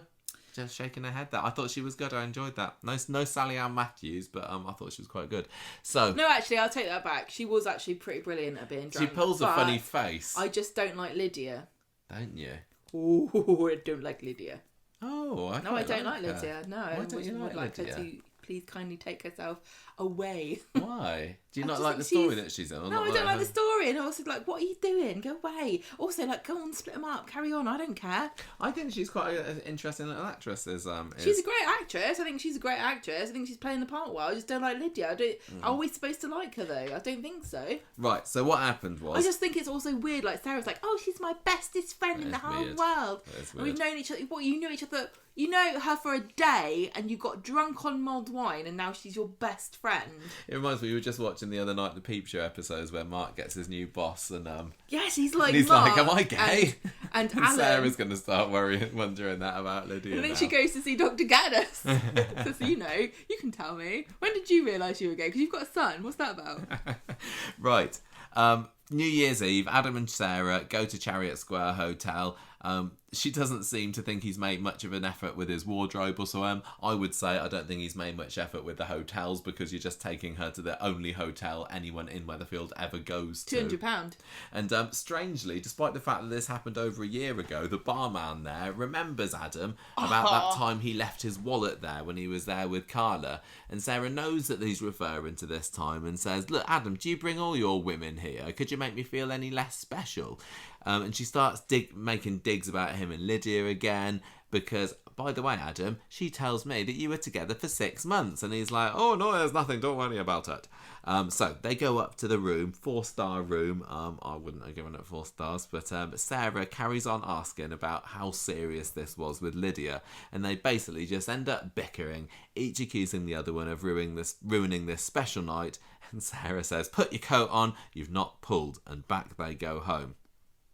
Adam's back at number 1 later with Ken and Peter talking about riling Sarah up, and Ken says, look, you need to go back to her and make up to her. Say you're sorry, even if you're not. I think it's all for the best. Then we have a scene later with Daniel and Lydia going into the Rovers later, and they are surprised to see Death Sarah drowning her sorrows there. She should have been at the hotel. She has a bit of a moan to Lydia about Adam. And Daisy's also a bit cold towards Daniel there because of everything that's going on there and the lingering feelings that she's got for him. Later on again, Adam catches up with Sarah in the street. She's been missing since the whole hotel incident, and now she's off to bed. Not interested in you, Adam. And he says, look, let's just go back to the hotel. But she can't get Carla out of her head now. All this 6-month-long Lydia relationship in the past. She doesn't think that she can trust him anymore. And he's like, no, I'm a changed man, Sarah, I promise. But she's not having any of it and stalks right off. So, oh no, is this the end for Sarah and Adam, Gemma? Yeah. Yes. I don't know whether anyone even noticed this, but Gemma just left the room for 2 minutes and left me talking by myself. I'm and just checking on the cat because she's up and about and she's stumbling around like a sad, tragic orphan. She's literally just limped across the bedroom I'm just floor. going to see if she needs the toilet. Gemma's just going to go and check on the cat. I'm going to tell you, lovely listeners, what happened on Monday's Coronation Street. I don't know how she's going to check whether the cat needs the toilet. Just hold her over the litter box and squeeze, maybe. Adam and Sarah still not best pleased with each other on New Year's Day. And then Adam sees Lydia out with Daniel outside the cabin or something, I think it was, and has a bit of a moan to her about telling Sarah that they had this big romance when in his eyes it was nothing, just the latest in a string of women. And she says, look, I was just being honest with her. She wanted to know how long we were going out, so I told her. Sarah goes to the bistro later to talk to Nick about all these issues that she's got with Lydia and Adam's history and everything. And hello, Gemma, welcome back. She did need the toilet. She did. Oh, told you. How could you tell? Yeah, we've had to bring her litter tray in, so she's going to have to go to the toilet in the house now for a little while. Can you hear her? I can. Yeah, she's just scraping She might be away picking there. that up. If you can hear a scraping of gravel Sorry. sound, it's not me. So. This is going to be a test of how good really our microphone awful. is. Can you hear it? She's Is it really coming loud. up? Last week we had Crazy. 2-minute long unwrapping of a parcel in the middle of the podcast, and this There's a week 2-minute cat toilet break. we complain about the sound effects on Coronation Street when Tim realises that he's going to have a heart attack any minute now. Well, we're just doing all this anyway.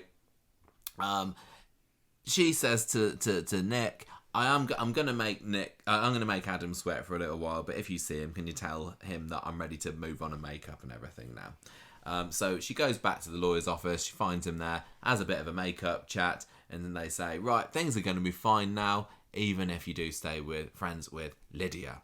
But trouble on Tuesday. Adam is walking down the street with his best mate Imran, who's like really says, "Come on, be in this story," because he gets a couple of scenes together, doesn't he? This week, he finds his car all scratched up, and he tells Imran, "Oh, it's that Lydia. She's just trying to cause trouble." He's got a massive scratch all the way down his car, so he chases after her later and confronts her in the Rovers because, as he's saying, it's Lydia.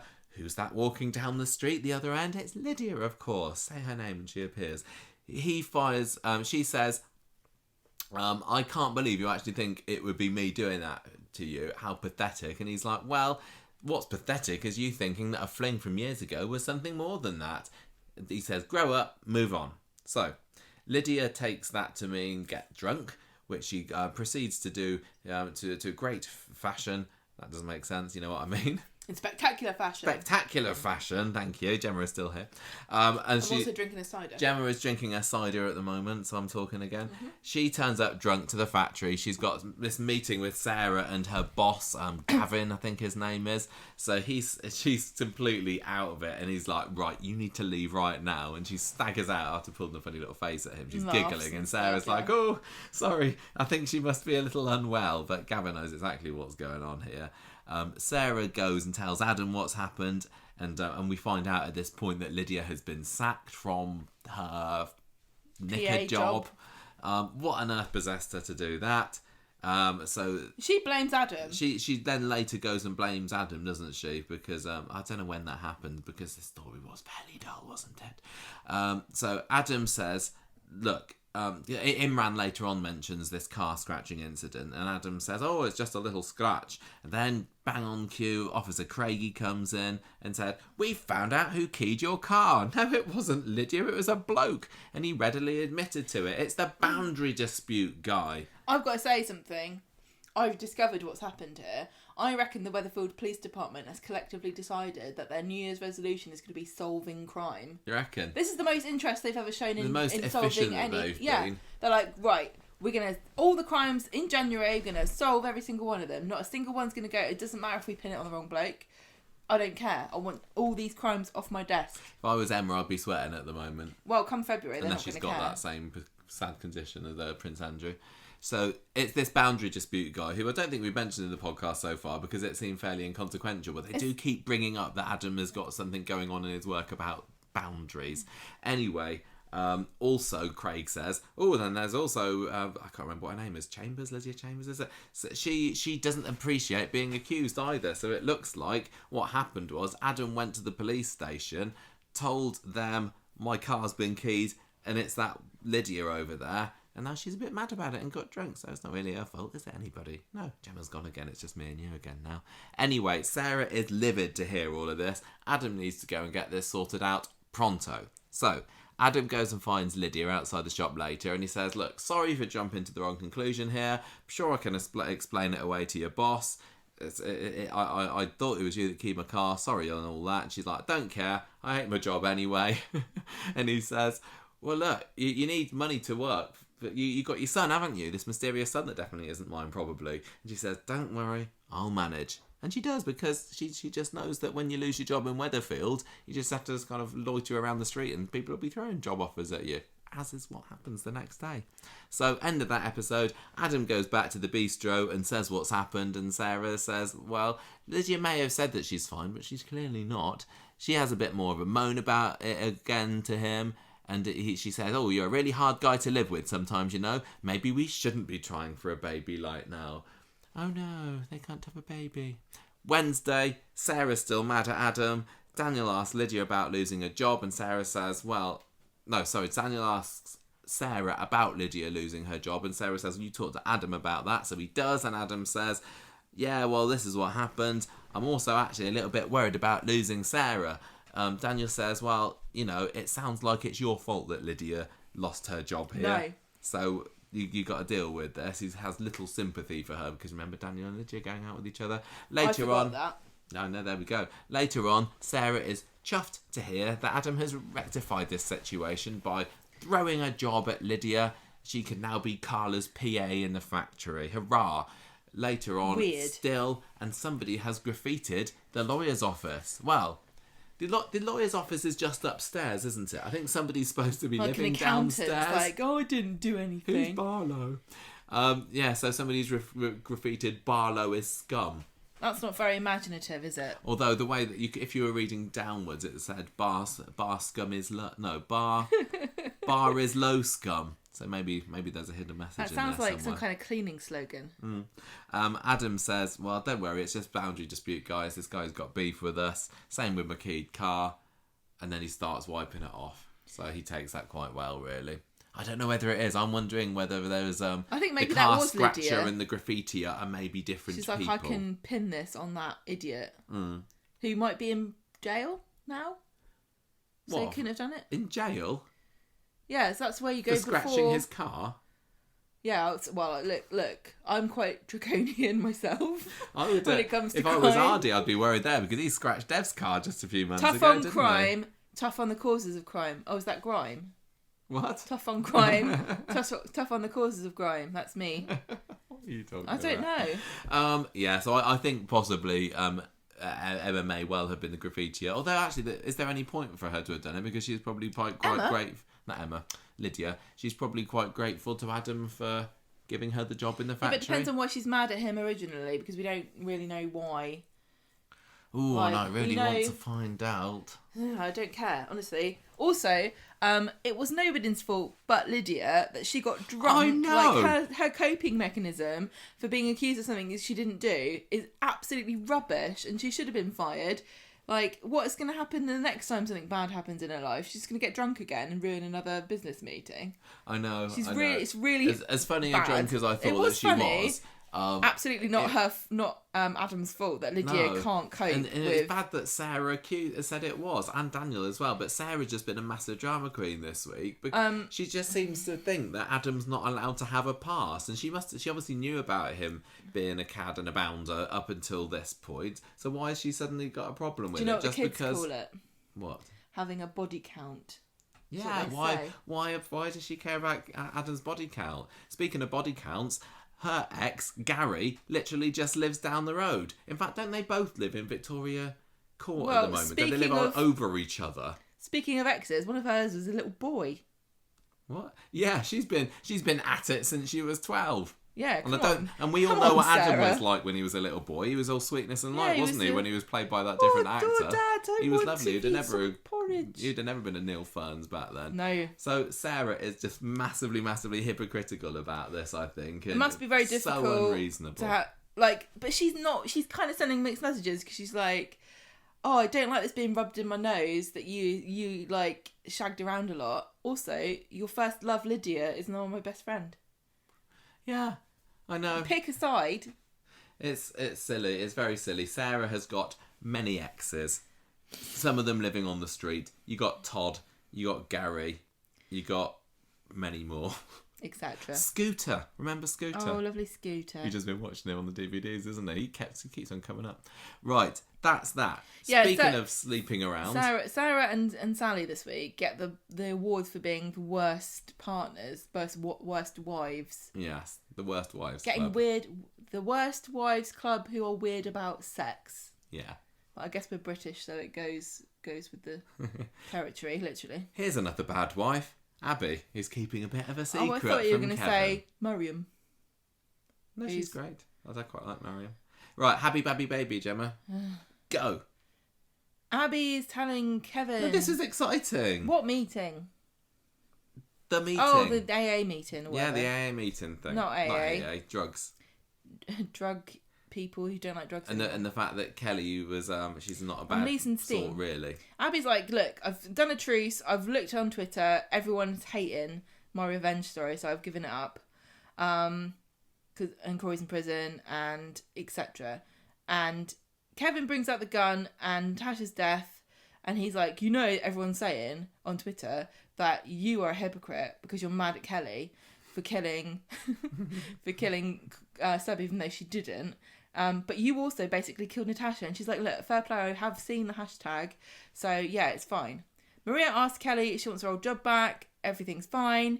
Then, Gary sees Maria's mad about all this stuff. And then Toya gets a text from Kelly going, yeah, I got my job back. And Emma's like, oh, I don't think she should be living with Gary. Well, do something about it, Imran.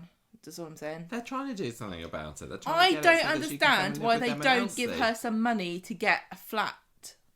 These veggie lasagnas don't buy themselves, You don't have to buy sausages. It's cheap. Stop buying fake meat products. I like because it's too expensive. Just buy aubergines. I like the little scene. I can't remember whereabouts it happens in this episode, but the Toya asking Imran whether he wants veggie cottage pie or veggie shepherd's pie. And Yeah. the little. Is this the same thing? And he's like, no, I want to know what I'm making. The other good Imran and Toya stuff in this, because it reminded was me really very funny. much of us, was when they were trying to come up with little pun song names that they can put on Elsie's mixtape or whatever it was they were making. Yeah, and over explaining the jokes to each other. We And put the it out faces, on exactly Twitter. the same face as you do. The little smug face that Toya gave when she's like, Guess I've what? got a good one, listen to this. This is brilliant. It's just the You won't same as believe me, this. wasn't it?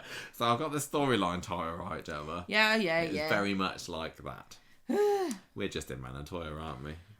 Well, we're both as good looking, easily, if not better. We're just the meat-eating versions. I think Imran eats meat. Oh yeah, he does, doesn't he? Abby sees blah blah blah. Right, Abby sees Kelly and outside the barber's, goes, let's go to Victoria Gardens, and says, oh, my kids, I was a terrible mum, let's not be mad at each other. And Kelly says, Abby, you look really sick. Are you pregnant? And Abby's like, say that. no, I'm not. How dare you suggest that? That's awful. Just because I was being sick in the morning and I had sex recently with someone I shouldn't have had sex with doesn't mean I'm pregnant. Hang on a minute. Actually, this sounds exactly like I probably am pregnant. Later on, Abby tells Kevin that she and Kelly have decided that storyline's over. Toya and Imran talk about the mixtape. And then Michael's wondering if there's going to be a bombshell that's going to ruin the family happiness. Yeah, because it looks like things are getting I better think- between Imran and Toya, isn't it? Because Toya says, oh, this was a nice conversation, Wasn't this nice? it? No, I think that's just our way of being reminded that Toya's like, oh crap, I'm mad at you, I forgot. Yeah, exactly. It's like, they could have split up. She forgave him, kind of. And she's being won over by his irascible charm. Yes. Anyway, Abby someone texts might someone be- like, urgent, need to meet. And then it's Imran in the garden. She says, I think I might be pregnant. And then Adam comes along and they quickly disperse. And Imran's like, oh no. And that was the final scene of 2021. Imran going, "Urgh." Gulp. Gulp, says Imran. If only she had. Monday, Abby's quiet on New Year's morning. And so is Imran. Toya's a bit worried. Well, she's not. He disappeared off last night on, I was going to say Halloween. No, New Year's Eve.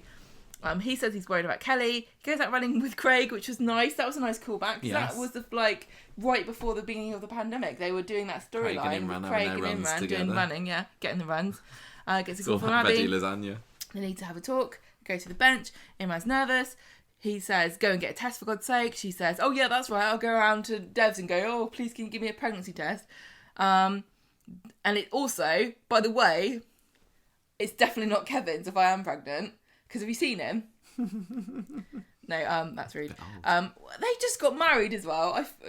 Come on. Look, I know Sally's getting mad that there's a drought on in the Metcalf house, but Kevin's been married to this woman. I know, they've just They're come back from newlyweds, honeymoon. What and have they he's been like, doing? he comes back like, I don't know what to do then. What do you want? How can I get you into bed? So, She says, if I'm up the duff... If I am pregnant, I can't not tell Kev. And then somebody comes along and says, tell Kev what? Kevin comes along and says, tell me what? That's right, my ears were burning. And then they say, tell her about Kelly. And Kevin's like, God, shut up about Kelly. But you told us that instantly- storyline was over. Yeah. Man goes to find Abby at the garage. She's not there. Neither is Kevin. Back at the flat, Toya's like, why are you tense?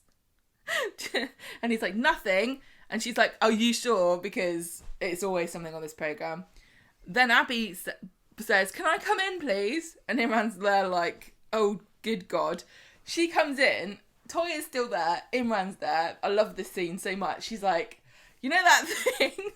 You know that thing I was worried about? Don't worry about it. And Toya's just like, la la la. What thing? I did. She doesn't even ask. She's like, I'm just going to assume you're talking about a boundary dispute of some sort.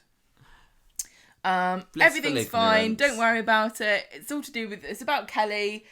But don't worry about it because she's fine. And then Tuesday, Wink, he's wink. like, brilliant. All my problems solved.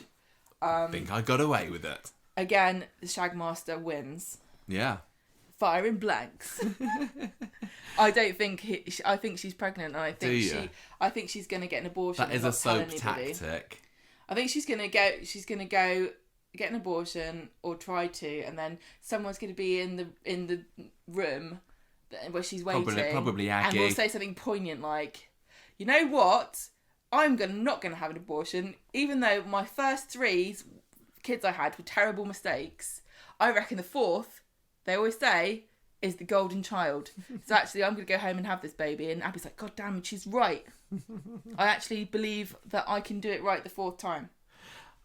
This is interesting because, like, we've been wondering for a while, haven't we? Like, is Abby going to be pregnant? And then the further and further away it got from the night of the deed, I think maybe not, because because you can't be pregnant for so long without realising, and I know some people, can get full term without realising, but Abby's just a little wee slip of a girl. No, I don't think it's. I know that people think only it happens to larger ladies, but it really does depend on how long your torso is. I don't know. But don't your periods stop?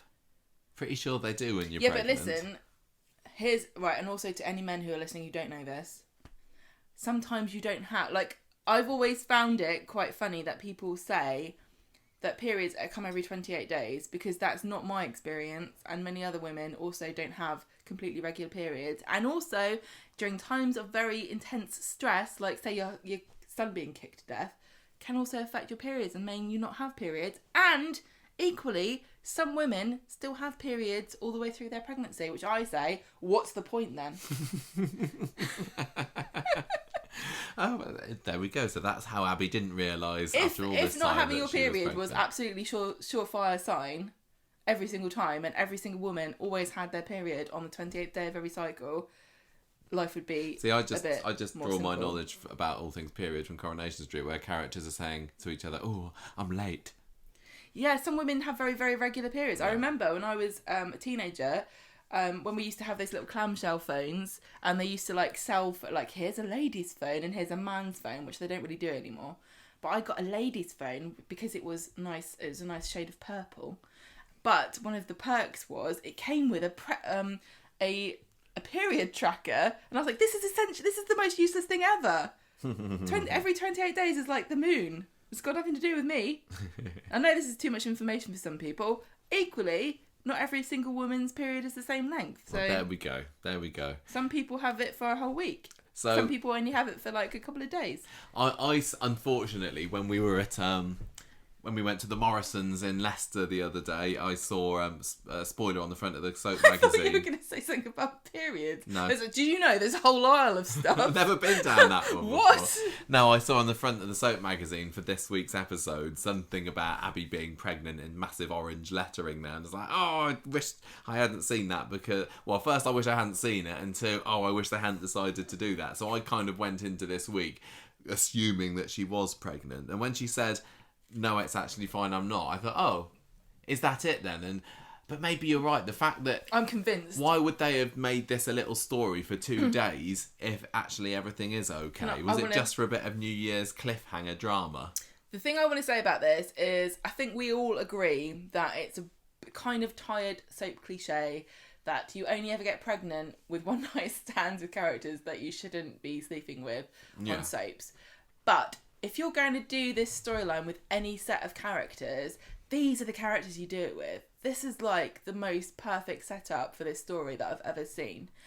Because you've got Toya, the woman who desperately wants a child and has been well established. It's not like, oh, it's always been my dream that I thought of last week. She was reintroduced 5 years. With her story was that she was trying desperately to have IVF. And she can't have a child of her own, so she's fostering. And she loves Imran, and she wanted to make her life with him, and she wanted to raise a baby with him. But she's doubting whether she wants to be with him, and she's fostering instead of having her own biological child, which would have been her preference. Then you've got Abby, who is, one of the worst mothers on Coronation Street, and that's saying a lot. There's a fine heritage of absolutely useless women giving birth left, right and centre on that programme. And these 3 characters, and also Imran too, we don't really know a lot about his background, and we don't know why he split up with Sabine. But if you wanted to make up a backstory about he wanted a family and she didn't... No, that we do know why he split up Well, with yeah, Sabine. because they slept with each other. But also, He equally, cheated on her. he's kind of come out and said he wants kids. But you can also imagine you could make up as a backstory, and it wouldn't sound fake, that he wanted a family and she says, well, I'm not giving up my career for 9 months to have a baby. I'm not looking up, that's not what I want out of life. I would totally buy that as a dynamic between those two characters. Then he ends up with kind of what he wanted, but just with a totally wrong woman. Yeah, I think it could have legs in it if they're going to go down this route, but it's just very, very sad. It's really annoying because I really like all these three characters, and they're ruining each other's lives. I don't want Toya and Imran to split up over it, but I don't know how they could stay together after this all came out. But then, equally, it could. I still wonder. There's going to be some. I know. Abby said that me and Kevin haven't, done the deed for a while, but played hide the ferret. But what if, what if it is Kevin's? What if you can get pregnant off toilet seats, can't you? I thought it was towels. It maybe just, while she was asleep one night. Okay, no, look, whatever. What if it's Kevin's and she's like, do I get an abortion for this baby? But what if it is his? I think it might have been more interesting if in the past, even the past 3 months, she's had sex twice, once with Imran, once with Kevin. So it's literally a 50-50 chance. They absolutely said that's not the case. So I think they've already. But I can envisage, because all these actors are great, and I can really envisage dilemma scenes where, Abby's thinking, what do I, like, the most sensible, logical thing, I guess, is I give the baby to them because they want to foster children. It's Imran's biological child. This is what Toy's always wanted. I don't want this baby. I think I'll be rubbish. Maybe. Give the baby to them. But then, she goes through a whole, who was it? Surrogacy thing. Earring lady. Tina, like she goes, but I actually quite like this baby, and after all this time I've been... She could say, I had a random one night stand with some random bloke at a bar as well. So she could, have it. Yeah, she could give the baby to Imran and Toya. Kevin might Toya has like... got no idea that this is actually Imran's child. But then he does with Steve. This is my baby. Oh, damn it. But I like Kevin would be like, hang on a bit. Maybe. Why is my wife having a baby that she doesn't want? That is my baby. I think their relationship is a bit more disposable. There's way more mileage in her lying and saying I'm not pregnant, but she actually is. Well, we didn't see the test, did we? Then the first time she goes to talk to Imran about it on New Year's Eve, she's like, I'm 99% certain I'm pregnant. Well, she's like, I've been pregnant before, so I know what it's like. So how does she go from being 99% certain that she's pregnant to actually, oh no, I'm not pregnant, it's fine? So you could be onto something. I just want to say one thing. I don't want to discount anyone's experience. I've never been pregnant myself, but I will say, if it was that easy to tell, we wouldn't have pregnancy tests. Exactly. Right, let's round this up with a few smaller stories. So we've got the silence of the Sams this week. What do you think? How sure are you that she is not pregnant? I'm like 100% sure that she is. I'm not 100% sure because I can feel it. I've been through this before with other soap characters. I can tell when they're pregnant. Do you reckon? Because it's really inconvenient. I may be 50-50 at the moment. Maybe erring towards 60% that she is, just because otherwise, what's the point? It was late September, mid to late September, I think. What's that, like? 3 months. Summer? What? No. When the baby's going to be born. Oh, when the baby's going to be born. Well, it was the end of September. End of June.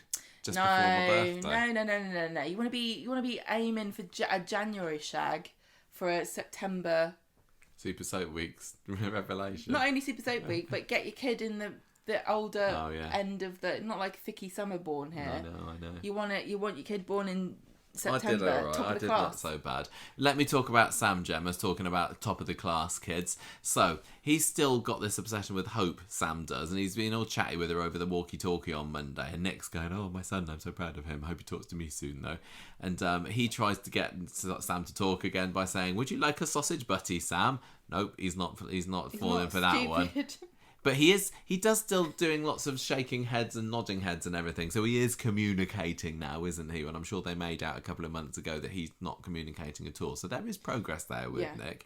Anyway, Sam is utterly enthralled with this chess game that's going on, which Mary and Roy apparently do every year. on New Year's Day, game of chess, and they say, look, well, we'll look after Sam if you like for a bit, or you can go out, Nick. So he's like, right up for that. So Mary thinks that she's close to beating Roy in this game they're having, but then he checks Mater, and Sam's just, he can't take his eyes away from this. Fantastic game. You should try, what else do kids like these days? Fortnite. It'd blow your mind, Sam. Watching streaming. Yeah. Well, do you reckon there are Twitch streamers that do chat? I was just about to say that. Yeah, I wonder. So maybe that's maybe what Sam can discover, or maybe he can do it. So Nick comes, and he does do it in a way at the end of the week, doesn't he? A bit of long distance chessing, which is very cute. So Nick comes to collect Sam at the end of the episode, and he's gonna come again on Tuesday after the first day back at school. So Tuesday, and I told you that the schools broke up at the same time in Weatherfield because we went back to school on that Tuesday as well. So definitely, those kids who were singing in the choir at the Christmas fair should not be at school at that Somebody point. said to us on Twitter that Salford schools, some of them broke up. Yeah, but the day, blah, blah, blah, blah, blah. But then they shouldn't have gone back as early as they did, is what I'm saying. I'm telling you that somebody who lives in Salford told us something different. Okay. I Right. cannot discount people's lived experiences, Michael. That's not who I am as a person. Okay. So we get the chess game with Sam and Roy and Mary on Tuesday. Already before it happens, Roy and Mary have had a bit of a discussion about whether to let Sam win or not. And also Nick's talked to Gail about it. And she says... I tell you what, Roy is absolutely ruthless, just like you. You will not let anybody win any game ever. I know. Let me It's go on with not what fun. happened first. Not and we fun. talk about what a bad person I am like that. You're awful. So later on, Sam's there, games afoot in the cafe. They are a little bit patronising with him, but he's not going to be taking any prisoners, so it seems. And yeah, he does win against Mary. I think Mary must... I kind of missed what was going on at that, but did Mary let him win maybe? I don't know. I think Mary was mad because she actually didn't. But I think Mary would beat him. I don't know. So anyway, now it's Roy's turn, and Roy beats him with a fool's mate. And I'm sure there were lots of Corrie viewers all up and down the country there that were voggling what a fool's mate was. Roy says, but I was kind of interested because I've never heard it before, and it was like the quickest way that you can checkmate somebody in a game of chess. And Sam immediately gets a great up way and of getting out of it. I know, it's great. I need to learn this. Sam gets up and leaves. Mary has a massive go at Roy, who says, but Roy says, look, he's got to experience defeat, otherwise he'll never get any better, will he? He's like, oh, the victory is all the sweeter. It's like, yeah he's got to lose while he's little, so that when he's old like me, he can lord it over children. Exactly. So back at home, Nick tells Gail that he's worried that they've gone back to square one because Sam's all recluse again, and That's Gail not says, a chess move, you look, idiot. back off a bit. He's going to get back to normal in no time. Meanwhile, Sam's looking at Fool's Mate on his iPad. Wednesday, Sam and Nick are in the cafe again, which was a bit odd. I think if I was Sam, I wouldn't want to go back to the cafe, or has he maybe been looking up these chess tutorials online? Are you joking? I thought the whole point of this was like, Nick's underestimating him, and actually Sam can't communicate what he's thinking, and so Nick's projecting his own insecurities onto Sam. But Sam's like, actually, okay, I can learn from this. Nothing more to say. I can't speak. Lost the game. I'm leaving. Gonna go look it up. Come back and try and beat you. Oh no, I didn't. I really honestly thought that it was just. Sometimes I don't get the obvious things that happen, though, do I? Nick's being overprotective is the kind of that's the theme moral, of the story. Isn't it? It's yeah. like, don't be overprotective just because your child has selective mutism. So Nick says, right, you want to play chess here again today? And Sam nods, and Nick goes up to Roy and says, can you let him win this time, please? And Nope. Roy's like, no. Back at the bistro later, and Leanne seems to be on Roy's side on this matter. And she Leanne? says, yeah, Leanne. She says, look, should we really be teaching Sam to give up on things when things don't go his way? So Nick kind of sees what she's getting at here. How and goes, old is Sam again? 10. Like, yeah, should we be teaching a 10-year-old he can beat a 70-year-old man in chess? Or perhaps we should say, you've got room to grow. Respect your elders. So it should be like, Sam, let him win. He'll be dead soon. No, wash my mouth out with soap. Literally can't believe you. Look, Slap my wrist. Drink No. this. Right. So, Roy and Mary decide to teach Sam some chess techniques later. The horsey goes in an L. Yeah. Nick catches up with Hope later in the street and thanks her for getting Sam to talk. And Hope says, well, you can borrow my walkie-talkies any time you like. And this is how the story ends for the moment. And I thought this was very cute, and I'm not very sentimental, but I did enjoy this. There was a bit where Nick was in the bistro, wasn't he, with his chessboard out, and Sam's back at home with his chessboard, and they're like playing long distance chess with each other. And so this is the first time since Natasha died, or since the coffin scene, I think, that Sam's spoken to Nick, and it was very, very cute. And Sarah says, "Oh, I hope this is the start of getting the old Sam back." And then Sam beats Nick, or does Nick let him win? I don't know. Probably not. I don't think that chess is necessarily one of Nick's passions in life. How many people, like, who knows, how common is it to know how to play chess? Because I think people generally know which way I can't play poker. Well, no, that's harder, I think. Do you I think reckon? people generally know which way the pieces move in chess, but that doesn't necessarily mean that you're very good at strategizing in it. I know that the pawns go forward and the queen goes diagonally, and the castles go horizontally and vertically, or whatever. But I wouldn't. No idea. So I could have a go. I don't want to ever learn. I've decided. But I can't strategize. I'm not a chess person, and I never want to. That's why I don't like strategy games on my Switch or anything. So you saw shades of me in Roy's attitude. Oh, absolutely. You can't let people enjoy playing a game ever. This is why Gemma and I don't often play video games together, is it? Rubbish. I hate it. First of all, we are both too competitive, aren't we? And this is why I won't learn chess, because I'd never win a game. So I'm not interested. Right? So, but I mean, I'm competitive with the games that I'm interested in. Yeah, but exactly, because if you think you can't win, you don't engage. Yes, I think you're right. Really rubbish. Like, you won't play board games with people. No, I don't. When everyone came round at New Year's Eve, you just sat there on your phone while everyone's enjoying playing games. Yeah. I don't want to play if I won't win. And then when we get out, get out the bananagrams. Yeah, you're like, word game. I'm in. What was it? Splits? No, I don't know. Can't remember. Bananagrams. Anyway, bananagrams is good, but yeah. You are too invested in winning. But do you agree with Roy that you can't just let children win? Let children. I think you shouldn't let children do anything. No, you should not just let children win to make them feel better. I totally agree with that, but I also think if you're that good at chess, perhaps you could lead him on a merry chase. Don't just go, that's instant fail. I get in this situation it was the right thing to do, but I just think there's definitely something to be said for, tailoring your... I think that's another reason why I would be a bad father, because I think you sometimes have got to, haven't you? Especially when they're clearly intellectually inferior.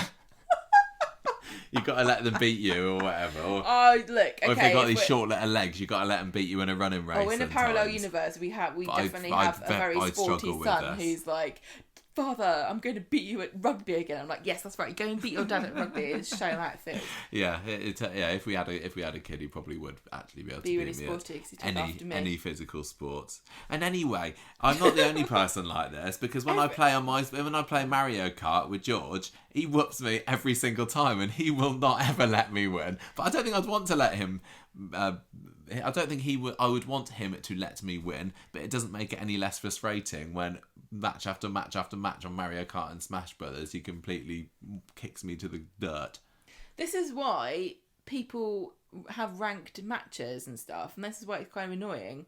Like, if your friends are far better at something than you are, it's just not fun, is it? Yeah. It's more fun when you've got a chance of winning. Well, when we got the new Mario Party game, didn't we, a few months ago? Oh, yeah. And we've played 6 matches of it together, and I think you've beaten me in 5 out of the 6 matches. Skill. It's because it's all random, Mario. Skill. It's all about rolling the dice. Absolutely, I am the best. But I still enjoy playing it with you. No, you don't. You get really mad. I get mad at the end when you win. And you go, what? Why'd you get a star for that? Oh, great. I'm like 5 moves away from a star and I got a 1 and now it's moved. This game's stupid. Yeah, maybe I am. Right, Gemma, your turn. Snog Mariam or avoid? Avoid. No. What day is this?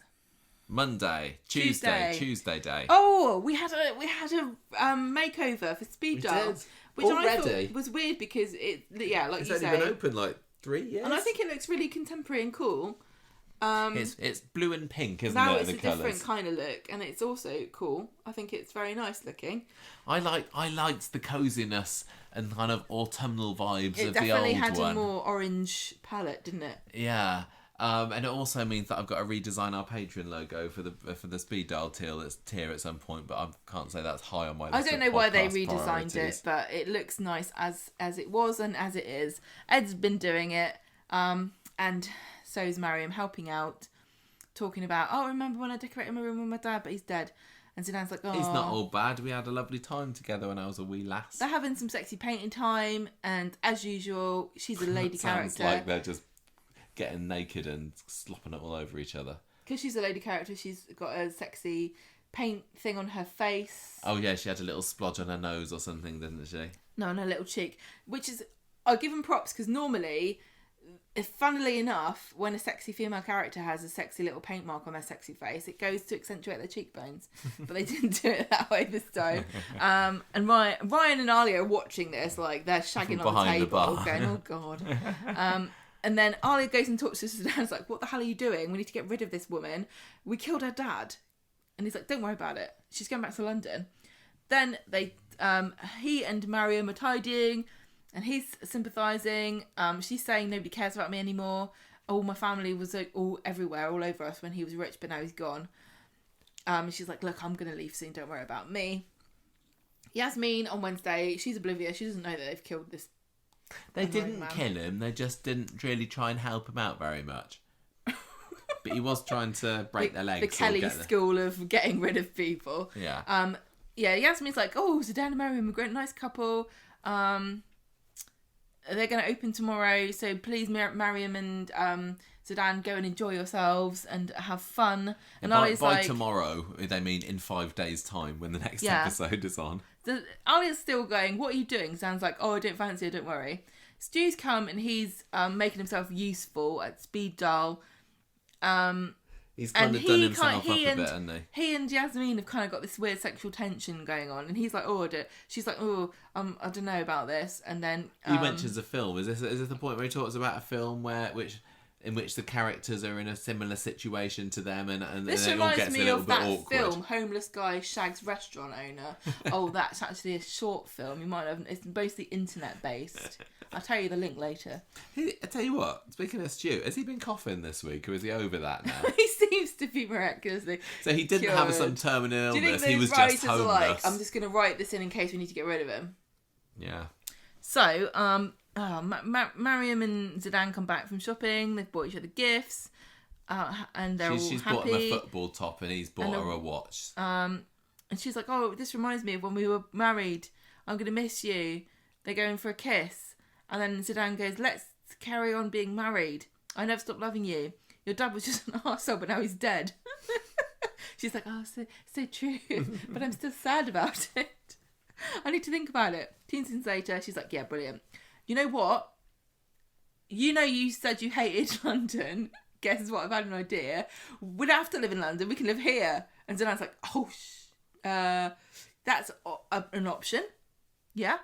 They break the news to Alya later, and then Alya's like, Zeedan, you are insane.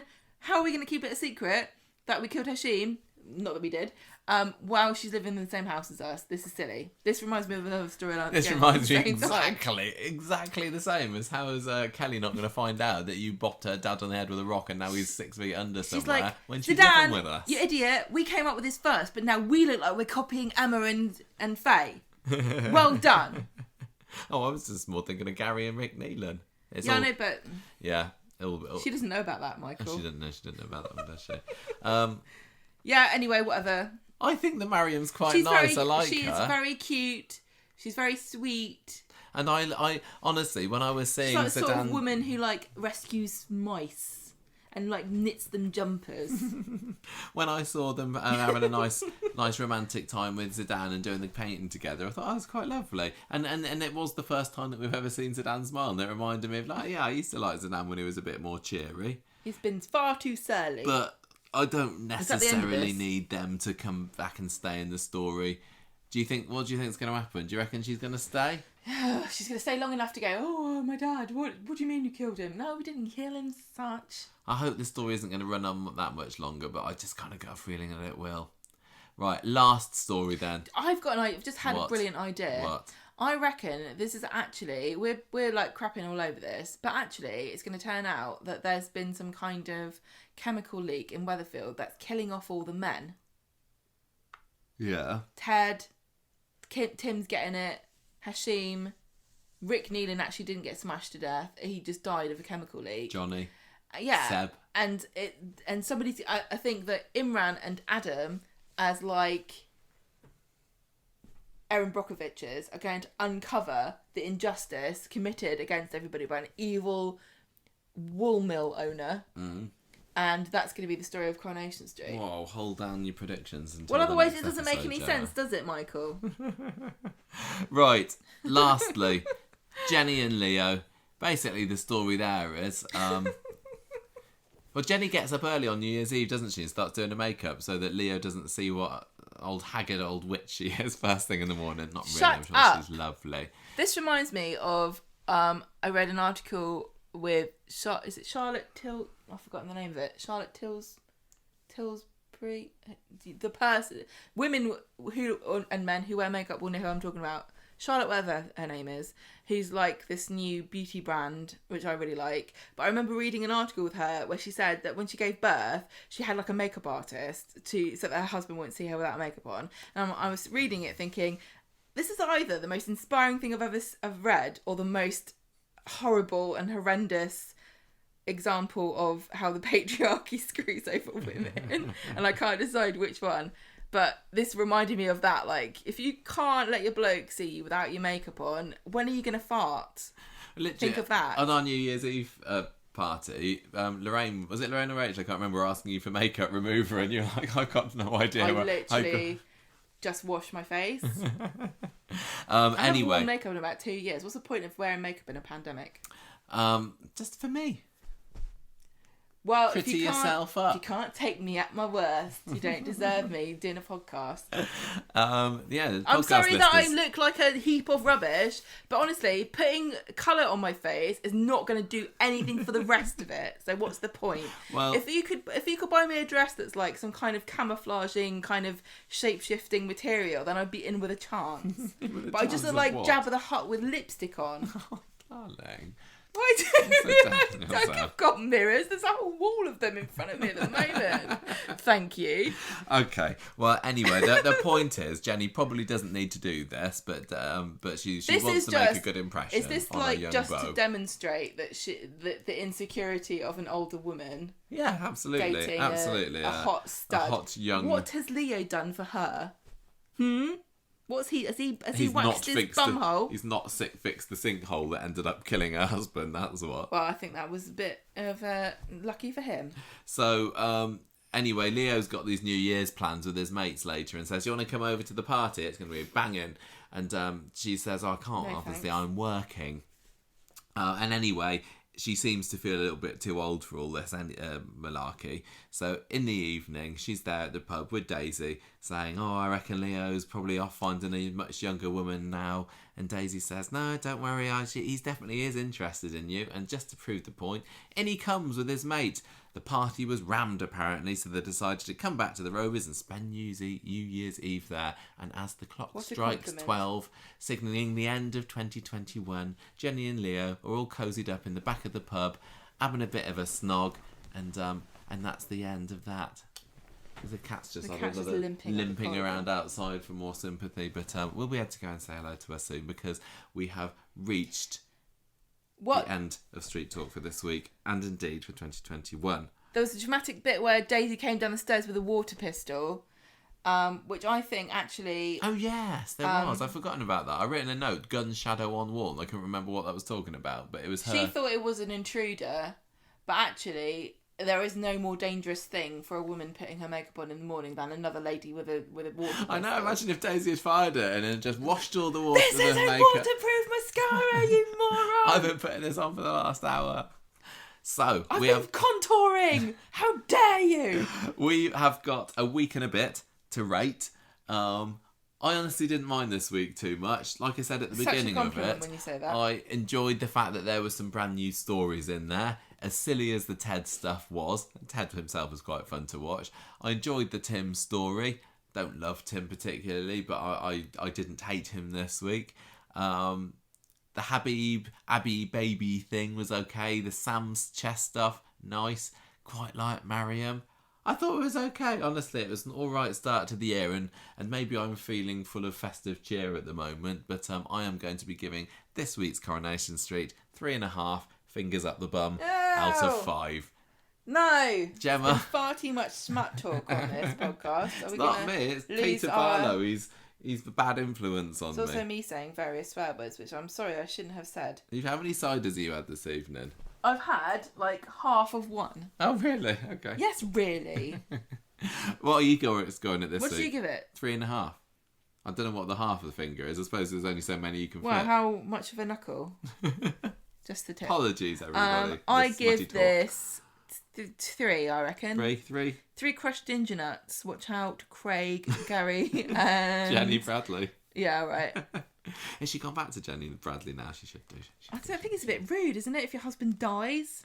Yeah, but everybody knows. I remember when the idea was put forward that she was going to get married to Johnny anyway, and I thought, they won't change her. I was absolutely insistent that she was not going to change her name from Bradley because she's just Jenny Bradley. Has no positive connotations for her. Well, her dad tried to kill Rita. Yeah, but among the fans, she's still Twice. Jenny Bradley, isn't she? Jenny Bradley, death, not the same as O'Connor. Character of the week. I'm not going to give it to Faye because Ted's crutches. I think Ted himself is in with quite a good chance because he made a nice first impression in those 3 scenes that he was in. He was great. Emma was being a bit dippy, although to be fair to her, it was good that she wanted to confess. Even though it might make things worse for people. Don't let yourself get bullied by a teenage girl. Thought Lydia was alright. Thought Sam, Roy. There's a few. I don't know whether there's anybody that stands out as a definite. Ted. Let's give it to Ted. You can't get it again. Lovely dead Ted. We'll give it to him this week because he can do no wrong now. He's not gonna be catching up to Jenny and Phelan and Abby in the character of the week stakes, is he? So a posthumous award for Ted there. That's what I say. We enjoyed you this week. Nothing I like more than a dead man. Can't let you down. I have got actually here the other characters that Dougie Brown played in Coronation Street. He was in 1997 playing a character called George Freeman, and I think I did look earlier in the week to see who that was, but now I have forgotten. And also he played Bernie, who was the husband in 2004 of the character that Honor Blackman played. What a absolute Which was fox. a character called Ruler something or other, which is kind of funny as Ruler Lenska later came into it. Yeah, but she's well, that's an honour, isn't it? Yes, indeed. So, that is it for our street talk of New Year and first week. If it's starting as it means to go on, then I don't know what to say. I need it to be more than this. No more medical stuff. I'm going to ban it. I think there may be more medical stuff to come. Just saying. Do you mean it doesn't matter what I say? Yes, I'm afraid so. Unless you're going to get the producer job when Ian McLeod finally Why do you keep... a day. I don't know, it's going to happen sometime. I can exclusively reveal that I am not. Okay. I don't think that they would let me, as I have literally no experience apart from ripping it to shreds every week for nearly 10 years. Shall we move on to the news now? Yes. And see what the cat's doing? Yes, I think we should.